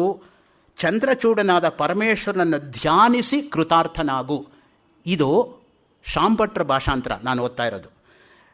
ಎಲೈ ಮನಸ್ಸೇ, ಮೊದಲು ಎತ್ಕೋತಾ ಸಂಬೋಧನೆ ಮಾಡಿರೋದು ಯಾವುದು? ಮನಸ್ಸನ್ನು. ಮನಸ್ಸು ಅಂದರೆ ಏನು ಅಂತ ನಾನು ಹೇಳೋದ್ರ ಬದಲು ನನ್ನ ವಿದ್ಯಾಗುರುಗಳಾಗಿದ್ದಂಥ ರಂಗನಾಥ ಶರ್ಮರು ಏನು ಹೇಳ್ತಾರೆ ಅಂತ ಓದಿಬಿಡ್ತೀನಿ. ರಂಗನಾಥ ಶರ್ಮರು ಶಾಂಕರ ಸೂಕ್ತ ಮಣಿಹಾರ ಅಂತ ಒಂದು ಗ್ರಂಥವನ್ನು ಹಿಂದೆ ಬರೆದಿದ್ದರು. ಅದನ್ನು ಹೆಬ್ಬೂರು ಮಠದಲ್ಲಿರ್ತಕ್ಕಂತಹ ಅದ್ವೈತ ವಿದ್ಯಾ ಪ್ರತಿಷ್ಠಾನದವರು ಅಚ್ಚಾಕಿದ್ರು. ಆ ಗ್ರಂಥದಲ್ಲಿ ಬರತಕ್ಕಂಥ ಭಾಗ ಇದು. ಮನಸ್ಸು ಅಂದರೆ ಏನು ಅಂತ ರಂಗನಾಥ ಶರ್ಮರ ಒಂದು ವಾಣಿ. ಅಂತಃಕರಣವನ್ನು ಮನಸ್ಸು, ಬುದ್ಧಿ, ಚಿತ್ತ, ಅಹಂಕಾರ ಎಂದು 4 ವಿಧವಾಗಿ ವಿಂಗಡಿಸುವುದು ಉಂಟು. ನೋಡಿ, ಒಂದೇ ಮನಸ್ಸನ್ನು ಮನಸ್ಸು ಅಂತ ಕರೆಯೋದು, ಬುದ್ಧಿ ಅಂತ ಕರೆಯೋದು, ಚಿತ್ತ ಅಂತ ಕರೆಯೋದು, ಅಹಂಕಾರ ಅಂತ ಕರೆಯೋದು ಎಲ್ಲವೂ ಕೂಡ ನಡೆಯುತ್ತೆ. ಚಿತ್ತಂತು ಚೇತೋ ಸ್ವಾಂತಂ ಹೃನ್ಮಾನ ಸಮ್ಮನಃ ಅಂತ ಅಮರಕೋಶದಲ್ಲೂ ಕೂಡ ಬರುತ್ತೆ. ಚಿತ್ತ, ಚೇತ, ಹೃತ್, ಮಾನಸ, ಮನ ಇದೆಲ್ಲವೂ ಕೂಡ ಮನಸ್ಸಿಗಿರ್ತಕ್ಕಂತಹ ಪರ್ಯಾಯ ಪದಗಳು. ಅದಕ್ಕೆ ಅಮರಕೋಶ ಒಂದು ಬಾಯಲ್ಲಿದ್ದರೆ ನಾವು ಶಬ್ದಗಳು ಪರದಾಡಲೇಬೇಕಾಗಿಲ್ಲ. ಒಂದು ಶಬ್ದ ಕೇಳಿದ್ರೆ 24 ಶಬ್ದಗಳು ಬರುತ್ತಲ್ಲ ಪಟ ಪಟ ಅಂತ ಅಮರಕೋಶದಲ್ಲಿ. ನನಗೆ 85ನೇ ಇಸ್ವಿನಲ್ಲಿ ಒಬ್ಬಳು ವಿದ್ಯಾರ್ಥಿ ಇದ್ಲು. ಈಗಲೂ ನಮ್ಮ 3 ಜನ ಪ್ರೆಸೆಂಟ್ ವಿದ್ಯಾರ್ಥಿಗಳಲ್ಲಿ ಇದ್ದಾರೆ. ಅವ್ರಿಗೋಸ್ಕರ ಹೇಳ್ತಾ ಇದ್ದೀನಿ ಈ ಮಾತನ್ನು. 85ನೇ ಇಸ್ವಿನಲ್ಲಿ ಅವ್ರು ಹುಟ್ಟೇ ಇರಲಿಲ್ಲ ಇವ್ರು 3 ಜನ. ಆವಾಗ ರೂಪಲಕ್ಷ್ಮಿ ಅಂತ ನನಗೊಬ್ಬಳು ವಿದ್ಯಾರ್ಥಿ ಇದ್ಲು. ಅವಳು HES ಕಾಂಬಿನೇಷನ್ನ ಇವರಿರೋ ಹಾಗೇನೆ, ಹಿಸ್ಟ್ರಿ, ಎಕನಾಮಿಕ್ಸ್, ಸೋಷಿಯಾಲಜಿ. ಆ ಹುಡುಗಿ ಒಂದು ಪರ್ಯಾಯ ಪದ ಕೇಳಿದರೆ ಪೂರ್ತಿ ಅಮರಕೋಶ ಬರೆದುಬಿಟ್ಟು 24 ಪರ್ಯಾಯ ಪದ ಬರೆದು ನಿಮ್ಗೆ ಇಷ್ಟ ಬಂದಂತಹ ಒಂದು ಪರ್ಯಾಯ ಪದವನ್ನು ಸ್ವೀಕರಿಸಿ 23ನೇ ಬಿಡ್ತಕ್ಕದ್ದು ನನಗೆ ಚಾಯ್ಸ್ ಕೊಡೋಳು. 24 ಬರೆಯೋದೆ ಪೂರ್ತಿ ಅಮರಕೋಶ. 180 ನಿಮಿಷ ಇರತಕ್ಕಂಥ ಕ್ವೆಶ್ಚನ್ ಪೇಪರ್ನ 90 ನಿಮಿಷದಲ್ಲಿ 60 ಪೇಜ್ ಕ್ಯಾಲಿಗ್ರಫಿ ಹ್ಯಾಂಡ್ ರೈಟಿಂಗ್ ಬರೆದು ಇನ್ಕ್ಲೂಡಿಂಗ್ ದಿ ಚಾಯ್ಸ್ ನನಗೆ ಚಾಯ್ಸ್ ಕೊಟ್ಟು ಹೊಟ್ಟೋಗೋಳು. PUCನಲ್ಲಿ ರ್ಯಾಂಕು, BAನಲ್ಲಿ ರ್ಯಾಂಕು, MAನಲ್ಲಿ 3rd ಕ್ಲಾಸು. ಯಾಕೆಂದರೆ ವ್ಯಾಲ್ಯೂ ಮಾಡಿದವ್ರು MAಗಳು. ಸೊ ಆ ದೃಷ್ಟಿಯಿಂದ ಅಂತಃಕರಣವನ್ನು ಮನಸ್ಸು, ಬುದ್ಧಿ, ಚಿತ್ತ, ಅಹಂಕಾರ ಎಂದು 4 ವಿಧವಾಗಿ ವಿಂಗಡಿಸುವುದುಂಟು. ನೋಡಿ, ಮನಸ್ಸು ಸಂಕಲ್ಪ ವಿಕಲ್ಪಗಳಿಂದ ಮೂಡುತ್ತದೆ. ನಮಗಾಗತಕ್ಕಂಥ ಸಮಸ್ತ ಜ್ಞಾನಕ್ಕೂ ಮನಸ್ಸೇ ಆಧಾರ. ಜ್ಞಾನ ಎಂಬುದು ಮನಸ್ಸಿನ ವೃತ್ತಿ. ರಾಗ, ದ್ವೇಷ, ಅಸೂಯೆ, ಕ್ರೋಧ ಮೊದಲಾದವುದೆಲ್ಲ ಮನಸ್ಸೇ. ರಜೋ ರಾಗಾತ್ಮಕಂ ವಿದ್ಧಿ. ಅದಕ್ಕೆ ಗೀತೆಯಲ್ಲಿ ಹೇಳೋದು ರಜೋಗುಣ ಜಾಸ್ತಿ ಆದರೆ ಅಂಥವರಿಗೆ ರಾಗದ್ವೇಷಗಳು ಜಾಸ್ತಿ. ಯಾವಾಗ ರಾಗ ಆಗಲಿಲ್ವೋ ದ್ವೇಷದಲ್ಲಿ ಪರಿಣಾಮ ಆಗುತ್ತೆ. ಆಮೇಲೆ ಅಸೂಯೆ ಬರುತ್ತೆ. ಸಂಗಾತ್ ಸಂಜಾಯತೆ ಕಾಮಃ, ಕಾಮಾತ್ ಕ್ರೋಧೋ ವಿಜಾಯತೆ, ಕ್ರೋಧಾತ್ ಭವತಿ ಸಮ್ಮೋಹ, ಸಮ್ಮೋಹ ಸ್ಮೃತಿ ವಿಭ್ರಮಃ, ಸ್ಮೃತಿಭ್ರಂಶಾತ್ ಬುದ್ಧಿನಾಶಃ, ಬುದ್ಧಿನಾಶಾತ್ ಪ್ರಣಶ್ಯತಿ. ಪೂರ್ತಿ ಅಧೋಗತಿನೇ. ನೀವು ಮಧ್ಯ ನಿಲ್ಸೋಕ್ಕಾಗಲ್ಲ. You can't stop in the middle. It will take its own course. Like after killing Duncan, you can't stop the Macbeth from killing the other people. You have to kill the grooms. Then you have to kill Banquo. Then the ghost of Banquo will start haunting you. Approach me like a rugged Russian bear, armed rhinoceros or hircan tiger, but never show thy gory locks at me. Macbeth's address to ghost of Banquo. So ಆ ದೃಷ್ಟಿಯಿಂದ I can go this far and come back ಅನ್ನೋಕ್ಕಾಗಲ್ಲ. Belena's bridegroom turned himself into a fiendish butcher. That is A.C. Bradley's commentary on Macbeth. ಇರಲಿ, ಈಗ ರಾಗ, ದ್ವೇಷ, ಅಸೂಯೆ, ಕ್ರೋಧ ನೋಡಿ, ಈ 4 ಕೂಡ ಪರಮಶತ್ರುಗಳು ಮನುಷ್ಯನಿಗಿರ್ತಕ್ಕಂಥದ್ದು. ಒಳಗಡೆನೇ ಇದ್ಕೊಂಡು ನಮ್ಮನ್ನು ಕೊಂದುಬಿಡುತ್ತೆ ಇದು. ಈ ರಾಗದ್ವೇಷಾದಿಗಳು ಹೊರಗಡೆ ಇರತಕ್ಕಂಥ ಶತ್ರುಗಳನ್ನು ಹೇಗಾದರೂ ನಿಗ್ರಹಿಸ್ಬೋದು, ಒಳಗಡೆ ಇರೋ ಶತ್ರುಗಳನ್ನ ಏನು ಮಾಡೋದು? ರಘುವಂಶದಲ್ಲಿ ಒಂದು ಮಾತು ಬರುತ್ತೆ. ಅತಿಥಿ ಎಂಬತಕ್ಕಂಥ ರಾಜನ ಹತ್ರ ಗೂಢಚಾರರು ಬಂದು ಹೇಳ್ತಾರೆ, ರಾಜ ಹುಷಾರಾಗಿರು, ಶತ್ರುಗಳು ಮುತ್ತಿಗೆ ಹಾಕದಲ್ಲಿದ್ದಾರೆ ಅಂತ. ಆಗ ಅತಿಥಿ ಹೇಳ್ತಾನೆ, ಯಾರು ಅಂತಃಶತ್ರುಗಳನ್ನು ಗೆದ್ದಿದ್ದಾರೋ ಬಾಹ್ಯ ಶತ್ರುಗಳು ಏನು ಮಾಡೋಕ್ಕೆ ಸಾಧ್ಯ ಇಲ್ಲ, ಹೋಗು ಅಂತ ಹೇಳ್ತಾನೆ. ಇವರು ಅಂತಃಶತ್ರುಗಳು ಈ ಅರಿಷಡ್ ವರ್ಗಗಳು: ಕಾಮ, ಕ್ರೋಧ, ಲೋಭ, ಮೋಹ, ಮದ ಮತ್ತು ಮಾತ್ಸರ್ಯ. ಸಂಕಲ್ಪ ಸೂರ್ಯೋದಯ, ಪ್ರಬೋಧ ಚಂದ್ರೋದಯ ಅಂತ 2 ನಾಟಕಗಳಿದೆ ನಮ್ಮಲ್ಲಿ. ಕೃಷ್ಣ ಮಿಶ್ರ ಮತ್ತು ವೇದಾಂತ ದೇಶಕರು ಬರೆದಿರತಕ್ಕಂಥ ಅದ್ಭುತವಾದಂಥ ವೇದಾಂತ ಪರಿಕಲ್ಪನೆಯಿಂದ ಕೂಡಿರತಕ್ಕಂಥ ಮಹಾನಾಟಕಗಳು. ಅಲ್ಲಿ ಈ ಅರಿಷಡ್ ವರ್ಗಗಳನ್ನು ಒಂದು ಕಡೆ, ಸದ್ಗುಣಗಳನ್ನು ಒಂದು ಕಡೆ ತಂದು ವಿವೇಕಕ್ಕೂ ವೈರಾಗ್ಯಕ್ಕೂ ಮದುವೆ ಮಾಡಿಸ್ಬಿಟ್ಟು ಎಂಥ ಅದ್ಭುತವಾಗಿರ್ತಕ್ಕಂಥ ಕಲ್ಪನೆ ಅಂತ ಹೇಳಿದ್ರೆ, 64 ಪಾತ್ರಗಳು, 10 ಅಂಕಗಳು. 10ನೇ ಶತಮಾನದಲ್ಲಿದ್ದಂಥ ಕೃಷ್ಣ ಮಿಶ್ರ ಸನ್ಯಾಸಿ ಆಗಿರ್ತಕ್ಕಂಥವನ್ನ ನಾಟಕ ಬರೆದ್ರೆ ವೇದಾಂತ ನಾಟಕ ಆಗದೆ ಇನ್ನೇನಾಗಕ್ಕೆ ಸಾಧ್ಯ? ಅದು ಆ ಮಟ್ಟಕ್ಕೆ ಹೋಗುತ್ತೆ ನಿಜವಾಗ್ಲೂ ಕೂಡ. ಅದಕ್ಕೆ ಹೇಳೋದು, poetry beautifies philosophy and philosophy edifies poetry. That is Shelley's version. Highest poetry should always culminate in philosophy and philosophy should edify poetry. ಆವಾಗಲೇ ಅದಕ್ಕೊಂದು ಬಟ್ಟೆ. ಆ ಮಠದಲ್ಲಿದ್ದವರು ಸದಾಶಿವ ಬ್ರಹ್ಮೇಂದ್ರು. ಅದಕ್ಕೆ ಬ್ರಹ್ಮಣಿ ಮಾನಸ ಸಂಚರರೆ ಪಿಬರೇ ರಾಮರಸಂ ಪರಿಪೂರ್ಣ ಬೋಧೋಹಂ ಆನಂದ ಸಾಗರೋಹಂ ಗೋಷ್ಠೈ ಕ್ರೀಡಿತಿ ವನಮಾಲಿ ಬ್ರೂಹಿ ಮುಕುಂದೇತಿ ಭಜರೇ ರಘುನಾಥಂ ಭಜರೇ ಯದುವೀರಂ. ಯಾಕೆ ಬಂತು ಹಾಗಿಲ್ಲದೆ ಹೋದರೆ? ಆ ಅದ್ಭುತವಾಗಿರ್ತಕ್ಕಂತಹ ಕಾಂಪೊಸಿಷನ್ಸು. ಮನಯೇವ ಮನುಷ್ಯಾಣಂ ಕಾರಣಂ ಬಂಧ ಮೋಕ್ಷಯೋ ಎಂಬ ನುಡಿಯಂತೆ ಮನಸ್ಸು ಸಂಸಾರ ಬಂಧನಕ್ಕೆ ಕಾರಣ. ಸಂಸಾರ ಅಂದರೆ ಹೆಂಡತಿ ಮಕ್ಕಳು, ಗಂಡ ಮಕ್ಕಳು ಅಂತಲ್ಲ, ಹುಟ್ಟು ಸಾವುಗಳ ಸಂಕೋಲೆಗೆ ಸಂಸಾರ ಅಂತ ಕರೆಯೋದು. ಸಮ್ಯಕ್ ಸರತೀತಿ ಸಂಸಾರ. ಯಾವುದು ನಡ್ಕೊಂಡು ಹೋಗ್ತಾ ಇರುತ್ತೋ ಅದು. ಪುನರಪಿ ಜನನಂ ಪುನರಪಿ ಮರಣಂ ಪುನರಪಿ ಜನನೀ ಜಠರೇ ಶಯನಂ ಇಹ ಸಂಸಾರೇ ಬಹುದುಸ್ಸಾರೆ ಕೃಪಯಾಪಾರೆ ಪಾಹಿ ಮುರಾರೆ. ಸಂಸಾರ ಅನ್ನೋ ಸಾಗರಕ್ಕೆ 5 ಅಲೆಗಳು ಅಂತ ಚಂದ್ರಶೇಖರ ಭಾರತೀಯ ಮಹಾಸ್ವಾಮಿಗಳು ವಿವೇಕ್ ಚೂಡಾಮಣಿ ವ್ಯಾಖ್ಯಾನ ಮಾಡ್ತಾ ಒಂದು ಕಡೆ ಅನುಗ್ರಹಿಸಿದ್ದಾರೆ. 5 ಅಲೆಗಳು ಈ ಸಂಸಾರ ಎಂಬತಕ್ಕಂತಹ ಸಾಗರಕ್ಕೆ. ಮೋಕ್ಷಕ್ಕೂ ಕಾರಣ, ಬಂಧಕ್ಕೂ ಕಾರಣ. ನೋಡಿ, ಮನಸ್ಸು ಅನ್ನೋದು ಎಷ್ಟು ಅದ್ಭುತ ಅನ್ನೋದನ್ನು ರಂಗನಾಥನವರು ವರ್ಣನೆ ಮಾಡ್ತಾ ಹೋಗ್ತಾರೆ. ತತ್ವ ತಿಳುವಳಿಕೆಯಿಂದ ದೇಹಾದಿಗಳಲ್ಲಿ ಆತ್ಮ ಎಂಬ ಅಭಿಮಾನ ತಂದಿಟ್ಟು ರಾಗದ್ವೇಷಾದಿಗಳಿಂದ ಕಲುಷಿತವಾಗಿ ಬಂಧನಕ್ಕೆ ಕಾರಣವಾಗುತ್ತದೆ. ಹೇಗೆ ಬಂಧನಕ್ಕೆ ಕಾರಣ ಆಗುತ್ತೆ ಮನಸ್ಸು ಅಂತ ಹೇಳಿದರೆ, ರಾಗದ್ವೇಷಾದಿಗಳನ್ನು ತಂದಿಡೋದೇ ಅದು. ರಾಮಾಯಣದಲ್ಲಿ ಬರ್ತಕ್ಕಂಥ 3 ಪಾತ್ರಗಳು ಸಾಲ್ದ? ವಿಭೀಷಣ ಸಾತ್ವಿಕ, ಅದರಿಂದನೇ ಸ್ವಂತ ಸಹೋದರನಾಗಿರ್ತಕ್ಕಂಥ ರಾವಣನನ್ನು ಬಿಟ್ಟು ಶತ್ರು ಆದ ಕೂಡಲೇ ರಾಮನ ಹತ್ರ ಬಂದು ಸೇರಿಕೊಂಡ. ರಾವಣಾಸುರ ರಜೋಗುಣ ಪ್ರವೃತ್ತಿ, ಯಾವಾಗಲೂ ಕೂಡ ರಾಜಸಗುಣವೇ ಅವನಿಗಿದ್ದಿದ್ದು. ಕುಂಭಕರ್ಣ ತಮೋಗುಣ, 6 ತಿಂಗಳು ನಿದ್ದೆ. ನೋಡಿ, ಎಂತಹ ಒಂದು ಅದ್ಭುತವಾಗಿರ್ತಕ್ಕಂಥ ಶಕ್ತಿ. 6 ತಿಂಗಳು ನಿದ್ದೆ ಮಾಡಬೇಕಾದ್ರೆ ಏನು ಸಾಮಾನ್ಯನ ಅದು? ನಮಗೆ 6 ಗಂಟೆನೇ ನಿದ್ದೆ ಬರಲ್ಲ ಎಷ್ಟೋ ಜನಕ್ಕೆ.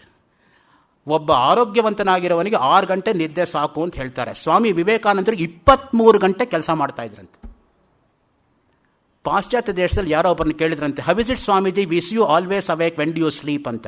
ಅವ್ರು ಹೇಳಿದಂತೆ 1 hour of meditation is equal to 6 hours of sleep, I need not sleep ಅಂತ. ನಾವಿದ್ದೀವಲ್ಲ ಕಾಂಪನ್ಸೇಟ್ ಮಾಡ್ಕೊಳ್ಳೋಕ್ಕೆ 23 ಗಂಟೆ ನಿದ್ದೆ ಮಾಡಿಕೊಂಡು. ಇನ್ನು ಅವರೂ ನಿದ್ದೆನೇ ಮಾಡಿಬಿಟ್ಟಿದ್ದಾರೆ, ಲೋಕ ಕಾರ್ಯ ಮಾಡೋರು ಯಾರಿದ್ರು?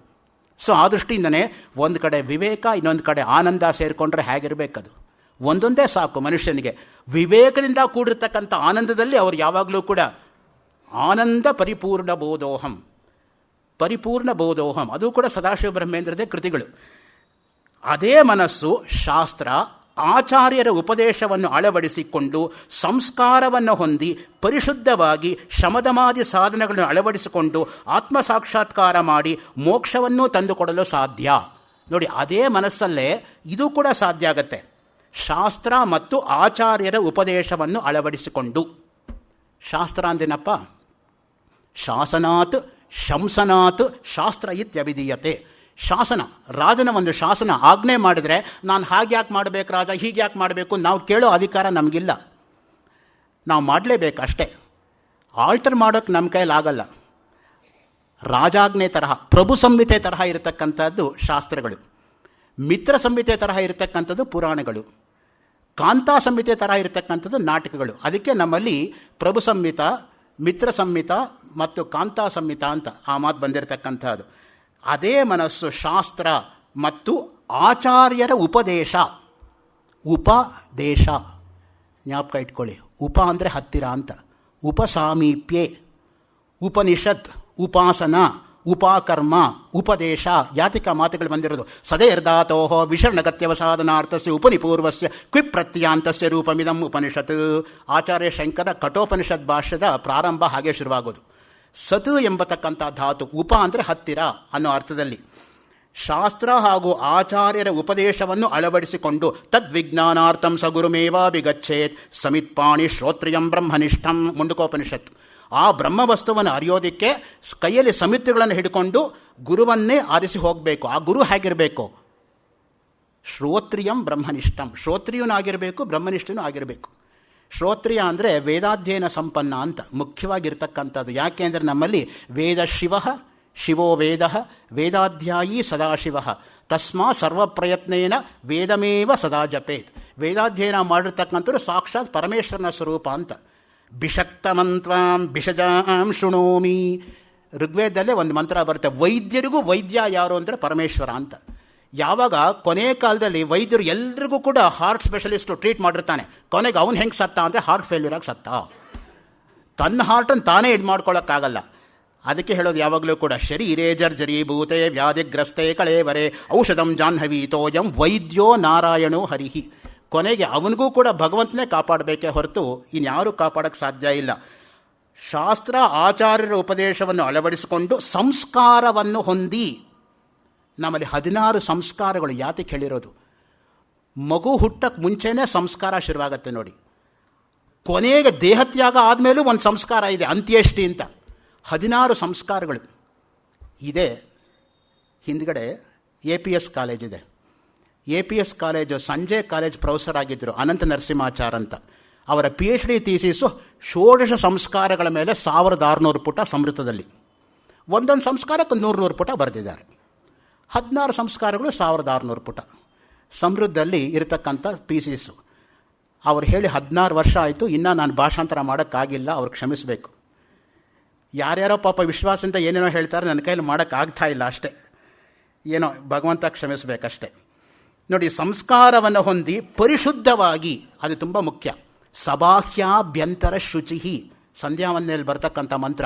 ಬರೀ ಬಾಹ್ಯ ಶುಚಿ ಇದ್ದರೆ ಪ್ರಯೋಜನ ಇಲ್ಲ, ಅಂತಃಶುಚಿ ತುಂಬ ಮುಖ್ಯ. ಎಷ್ಟೋ ಜನ ಮೆಕ್ಯಾನಿಕಲಾಗಿ ಪೂಜೆ ಮಾಡಿಕೊಂಡು ಯಾರನ್ನೋ ಬೈಕೊಂಡು ಮನಸ್ಸಲ್ಲಿ ಪೂಜೆ ಮಾಡಿದ್ರೆ ಏನಪ್ಪ ಪ್ರಯೋಜನ?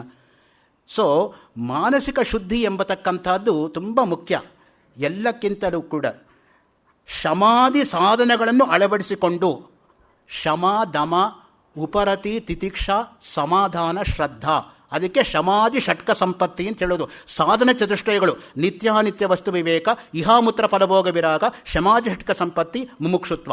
ವಿವೇಕ ಚೂಡಾಮಣಿ ಶುರುವಾಗೋದೇ ಅದರಿಂದ. ಕೋನಾಮ ಬಂಧ ಕಥಮೇಶ ಆಗತಃ. ಬಂಧ ಅಂದ್ರೇನು, ಮೋಕ್ಷ ಅಂದ್ರೇನು, ಉದ್ದಕ್ಕೆ ಹೇಳ್ತಾ ಹೋಗ್ತಾರೆ ಗುರುಗಳು.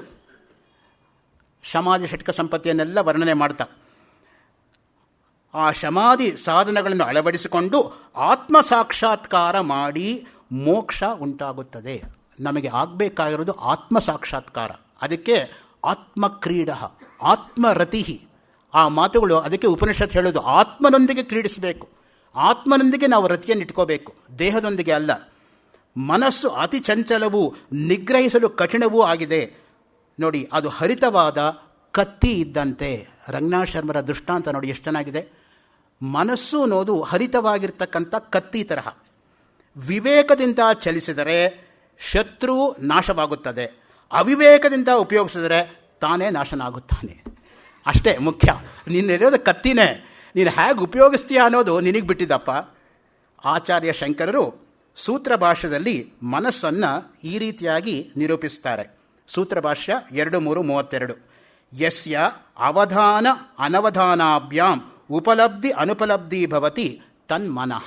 ನೋಡಿ, ಮನಸ್ಸಿಗೆ ಎಂಥ ಪರ್ಫೆಕ್ಟ್ ಡೆಫಿನೇಷನ್ ಕೊಟ್ಟಿದ್ದಾರೆ ಅಂದರೆ, ಯಾವುದರ ಅವಧಾನ ಅನವಧಾನಗಳಿಂದ ಅರಿವು ಅರಿವಾಗದಿರುವುದು ಸಂಭವಿಸುತ್ತದೆಯೋ ಅದೇ ಮನಸ್ಸು. ನಮಗೆ ನಮ್ಮ ಅರಿವಾಗಬೇಕು. ನಾವು ಯಾವಾಗಲೂ ಬೇರೆಯವರ ಅರಿವಿದೆಯೇ ಹೊರತು ನಮ್ಮ ಅರಿವೇ ನಮಗಿಲ್ವಲ್ಲ. ಅದಕ್ಕೆ ಕರ್ನಾಟಕ ಯೂನಿವರ್ಸಿಟಿ ಮಾಟೋ ಏನು? ಅರಿವೇ ಗುರು. ನಿನ್ನ ನೀನು ಅರ್ಥಕೊಂಡ್ಬಿಟ್ರೆ ಸಾಕಪ್ಪ, ಇನ್ನೇನು ನೀನು ಅರ್ಥಕೋಬೇಕಾಗಿಲ್ಲ. ಅದೇ ನಮಗೆ ತುಂಬ ಕಷ್ಟ. ಬೇರೆಯವ್ರ ಬಗ್ಗೆ ಗಂಟೆಗಳ ಗೊತ್ತಿ ಮಾತಾಡ್ತೀವಿ, ಅವ್ರು ಹೇಗಿದ್ದಾರೆ, ಇವ್ರು ಹೇಗಿದ್ದಾರೆ, ಬಯೋಡೇಟಾ ಎಲ್ಲ ಓದಿಸ್ಕೊಂಡು. ನಾನು ಯಾರು ಅಂದರೆ ಅದರ ಬಗ್ಗೆ ಇಲ್ವೇ ಇಲ್ವಲ್ಲ. ಮನಸ್ಸ, ಬುದ್ಧಿನ, ಚಿತ್ತಾನ, ಅಹಂಕಾರ ನಾನು ಯಾರು? ಮನೋಬುದ್ಧಿ ಅಹಂಕಾರ ಚಿತ್ತಾನಿ ನಾಹಂ ನ ಕರ್ಣನ್ನ ಜಿಹ್ವಾನ ಚ ಘ್ರಾಣ ನೇತ್ರೇ ಶಿವೋಹಂ ಶಿವೋಹಂ. ಅಲ್ಲಿ ಪರಿಸಮಾಪ್ತಿ ಆಗಬೇಕು ಕೊನೆಗೆ.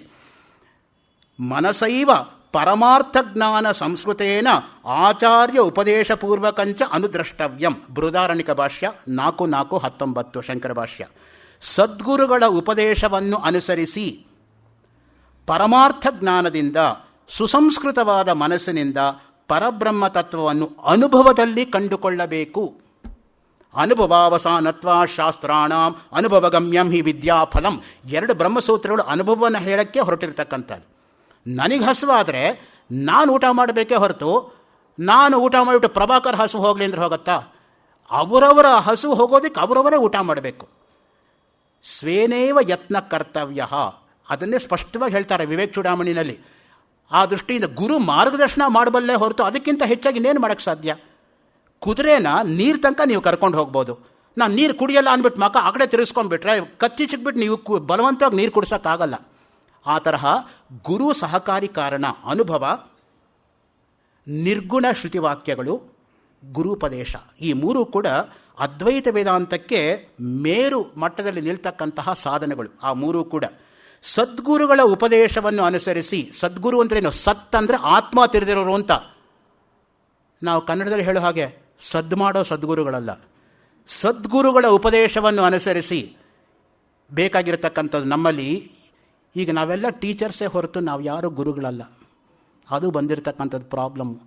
Some of us we are outstanding teachers because we always stand outside the class room. Some of us we are rare teachers because rarely we meet our students. Some of us we are class by ourselves because nobody ever attends our classes. ಹೀಗಿರುವಾಗ ಇಲ್ಲಿ ನಿಜವಾದ ಅರ್ಥದಲ್ಲಿ ಯಾರು ಆಗಬೇಕಾಗಿರೋದು ಗುರು ಅಂತ ಹೇಳಿದರೆ, ದೃಷ್ಟಿ ಮಾತ್ರ ಗುರುವಾಗಿರ್ತಕ್ಕಂಥ ರಮಣರು, ಆಲಿಂಗನ ಮಾತ್ರ ಗುರುವಾಗಿರ್ತಕ್ಕಂಥ ರಾಮಕೃಷ್ಣ ಪರಮಹಂಸರು, ಸ್ಪರ್ಶ ಮಾತ್ರ ಗುರುವಾಗಿರ್ತಕ್ಕಂಥ ಚಂದ್ರಶೇಖರ ಭಾರತಿ ಮಹಾಸ್ವಾಮಿಗಳು ಗುರುಗಳು ಅಂದರೆ.